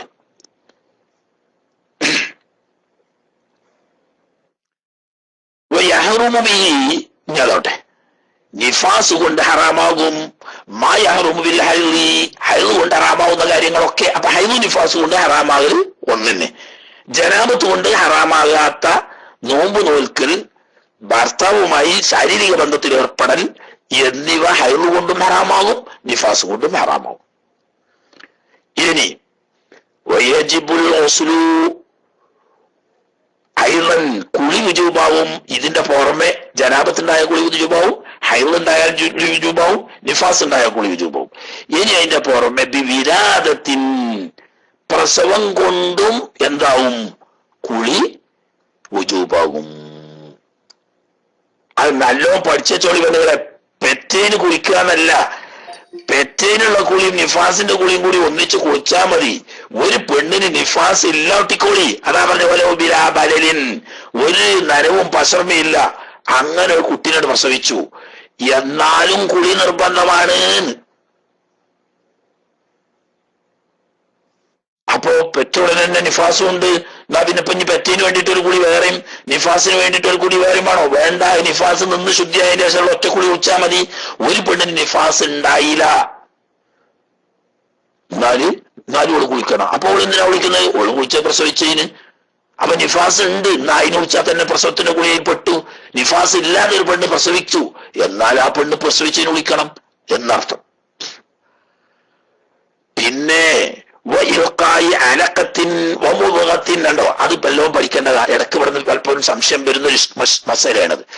അതായത് ഒരു സ്ത്രീ അബോർഷനായി, അത് ജത്തക്കട്ടയായിട്ടാണെങ്കിലും വേണ്ടിയില്ല, മാംസക്കട്ടയായിട്ടാലും വേണ്ടി എന്ന് പറഞ്ഞാൽ മനുഷ്യന്റെ രൂപം വന്നിട്ടില്ല എന്ന്.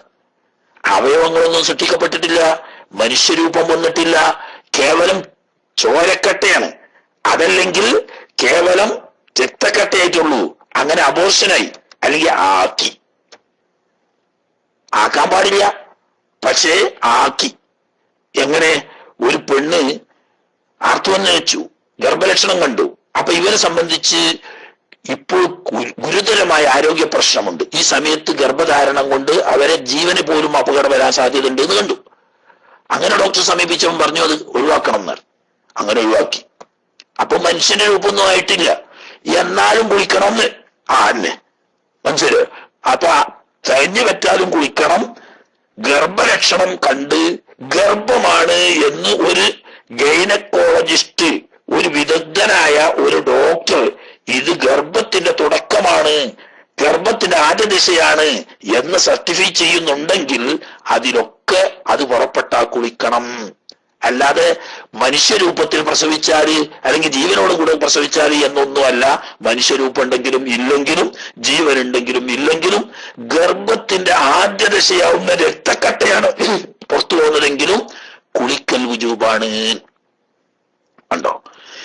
ഇനി കൂട്ടത്തിലൊന്ന് പറയാ, അത് നേരത്തെ എണ്ണി പറഞ്ഞപ്പെട്ടിട്ടില്ല, കുളി നിർബന്ധമാവുന്ന മറ്റൊരു കാര്യമാണ് വബി മൗത്തി മുസ്ലിമിൻ, ഒരു മുസ്ലിമായ മനുഷ്യൻ മരിക്കുക, ആ മരിച്ചാലും കുളി വുജൂബാകും. പക്ഷേ ആ മനുഷ്യനല്ല വുജൂബാകുന്ന, കുളി നാട്ടുകാർക്ക. അവിടെ പ്രശ്നം. ഇതുവരെ പറഞ്ഞ അവനാണ് വുജൂബാകുന്നതാ. ഉണ്ടായാൽ ആ കുളിക്കേണ്ടത്, ഹൈലുണ്ടായാൽ അത് നിന്നിട്ട് ഓളാ കുളിക്കേണ്ടത്, നിഫാസ് ഉണ്ടായാൽ ഓളാ കുളിക്കേണ്ടത്, പ്രസവിച്ചാൽ അവളാണ് കുളിക്കേണ്ടത്. മരിച്ച മറ്റു മുക്കല്ലഫീങ്ങളായ ആളുകൾക്കാണ് ഫർള്. അതുകൊണ്ടാണ് കുളിയുടെ കാരണങ്ങൾ 4 പറഞ്ഞ് ചുരുക്കി 5ാമത്തെ ഏച്ചൂട്ടി പറഞ്ഞത്. കാരണം ഇത് കുളി നിർബന്ധം ഇയാൾക്കല്ല, അയാളെ കുളിപ്പിക്കൽ നമ്മക്ക് നിർബന്ധമാണ്. പക്ഷേ ഏത് മുസ്ലിമിൻ വൈരി ഷഹീദിൻ, ഷഹീദ് അല്ലാത്ത മുസ്ലിം, ഷഹീദ് ഉഹറവിയായ ഷഹീദ് എന്ന് പറഞ്ഞിട്ടും ദുന്യവിയായ ഷഹീദ് പറഞ്ഞിട്ടും 2 ഷഹീദ് ഉണ്ട്. മനസ്സിലായില്ലേ? ഉഹറവിയായ ഷഹീദിനെ കുളിപ്പിക്കണം, കുളി വുജൂബാണ്. ഏതുപോലെ ഒരു സ്ത്രീ പ്രസവവേദന തുടങ്ങി പ്രസവ സംബന്ധമായ കാരണത്താൽ മരണപ്പെട്ടു, ഉഖറവിയായ ഷഹീദാണ്. ശോതാക്കന്മാരുടെ ദർജ ഉണ്ടാവും. പരലോകത്തെത്തുമ്പോൾ നല്ല ഷഹീദ് തന്നെ. പക്ഷേ കുളിപ്പിക്കണം, മയ്യത്തുസ്കരിക്കണം. കാരണം എന്താ? അത് ദുന്യവിയായ ഷഹീദല്ല, ഉഖറവിയായ ഷഹീദാ. അതേ സമയത്ത് തന്റെ ഭൂമി കയ്യേറാൻ വന്നു, അല്ലെങ്കിൽ തന്റെ മോളെയോ ഭാര്യയെയോ കയ്യേറാൻ വന്നു, അവിടെ തടഞ്ഞു, ആക്രമിക്കുന്നു, ഓനും ഷഹീദാ. പക്ഷേ ഓനെ കുളിപ്പിക്കണം. ആ ഷഹീദല്ല അവിടെ ഉദ്ദേശിക്കുന്നത്. മറിച്ച് അള്ളാഹുവിന്റെ ദീനിന്റെ രക്ഷയ്ക്ക് വേണ്ടി, മുസ്ലിം രാജ്യത്തിന്റെ രാജ്യരക്ഷയ്ക്ക് വേണ്ടി, മുസ്ലിം ഗവൺമെന്റിന്റെ ഔദ്യോഗികമായ നിലക്കുള്ള യുദ്ധത്തിൽ ഏർപ്പെട്ട് ശത്രുവുമായി കൊണ്ടുള്ള യുദ്ധത്തിൽ മരണപ്പെട്ടാൽ അവനാണ് ഔദ്യോഗിക ഷഹീദ്. ആ ഷഹീദിനെ കുളിപ്പിക്കാൻ പാടില്ല. രക്തത്തോടു കൂടി ആ രക്തം പോരേണ്ട വസ്ത്രത്തിൽ തന്നെയാണ് അദ്ദേഹത്തെ മറമാടേണ്ടത്. അവിടെ കുളിപ്പിക്കാനും പാടില്ല, നിസ്കരിക്കാനും പാടില്ല. അല്ലാത്തവരൊക്കെ ഉഖ്റവിയായ ഷഹീദായിട്ട് പലരുമുണ്ട്. അവർക്ക് കുളിപ്പിക്കുകയും വേണം, അതുപോലെ തന്നെ നിസ്കരിക്കുകയും വേണം. അപ്പൊ ഷഹീദ് പറഞ്ഞാൽ ദുന്യവിയും ഉഖ്റവിയുമായ ഷഹീദ് അല്ലാത്ത ആളുകൾ, രണ്ടും കൂടിയായ ഷഹീദ്. ചിലപ്പോ ദുന്യവി മാത്രം ഉഖ്റവി ആവില്ല. കാരണം ആൾ മുനാഫിഖ് ചെയ്യുന്നു, ലോകമാന്യത്തിന് വേണ്ടി യുദ്ധം ചെയ്യുന്നതാണ്. എന്നാൽ ദുന്യാവില് ഷഹീദ് തന്നെ പറയാം, ആഖിറത്തിൽ ഷഹീദ് അല്ലെങ്കിലും എന്നാലും അവിടെ കുളിപ്പിക്കണം. അപ്പൊ മുസ്ലിം ഗവൺമെന്റിന്റെ ഔദ്യോഗികമായ യുദ്ധം ചെയ്യുന്ന, രാജ്യരക്ഷയ്ക്ക് വേണ്ടിയിട്ട് ചെയ്യുന്ന യുദ്ധത്തിൽ കൊല്ലപ്പെട്ടാൽ അവരാണ് ഷഹീദ്. ആ ഷഹീദിനാണ് കുളിപ്പിക്കേണ്ടത്. അല്ലാത്ത ഷഹീദ് ഉണ്ട്. ഒരുത്തൻ തന്റെ ഭൂമി കയ്യേറാൻ വരികയാണ്, ഓനെ തടഞ്ഞപ്പോ മറ്റോൻ വെടിവെച്ചു, ഓൻ മരിച്ചു, ഓനും ഷഹീദ് തന്നെ, പക്ഷെ കുളിപ്പിക്കണം. അതുപോലെ തന്നെ അവന്റെ ഭാര്യയെ മക്കളെയോ ആക്രമിക്കാൻ വരുന്നു, അത് ഇവൻ തടയാൻ ശ്രമിച്ചപ്പോ അക്രമി വെട്ടിക്കൊന്നു, എന്നാലും ഓൻ ഷഹീദാണ്. നേരത്തെ പറഞ്ഞവർക്ക് പ്രസവ സംബന്ധമായ കാരണങ്ങളാൽ ഒരു സ്ത്രീ മരണപ്പെട്ടു, അവളും ഷഹീദാണ്. പക്ഷെ അതൊക്കെ ഉഖ്റവിയായ ശ്രോതാക്കളാണ്, അവരൊക്കെ കുളിപ്പിക്കണം. അല്ലാത്ത ഷഹീദിനാണെങ്കിൽ കുളിപ്പിക്കേണ്ടതില്ല. ഇനി കുളിന്റെ ഫർളാണ്. ഇൻഷാ അല്ലാഹ് അത് നാളെ. സമയം കുറച്ച് നീണ്ടുപോയി, എന്നാലും ആ വിഷയം പൂർത്തിയാക്കണമല്ലോ എന്നുള്ള.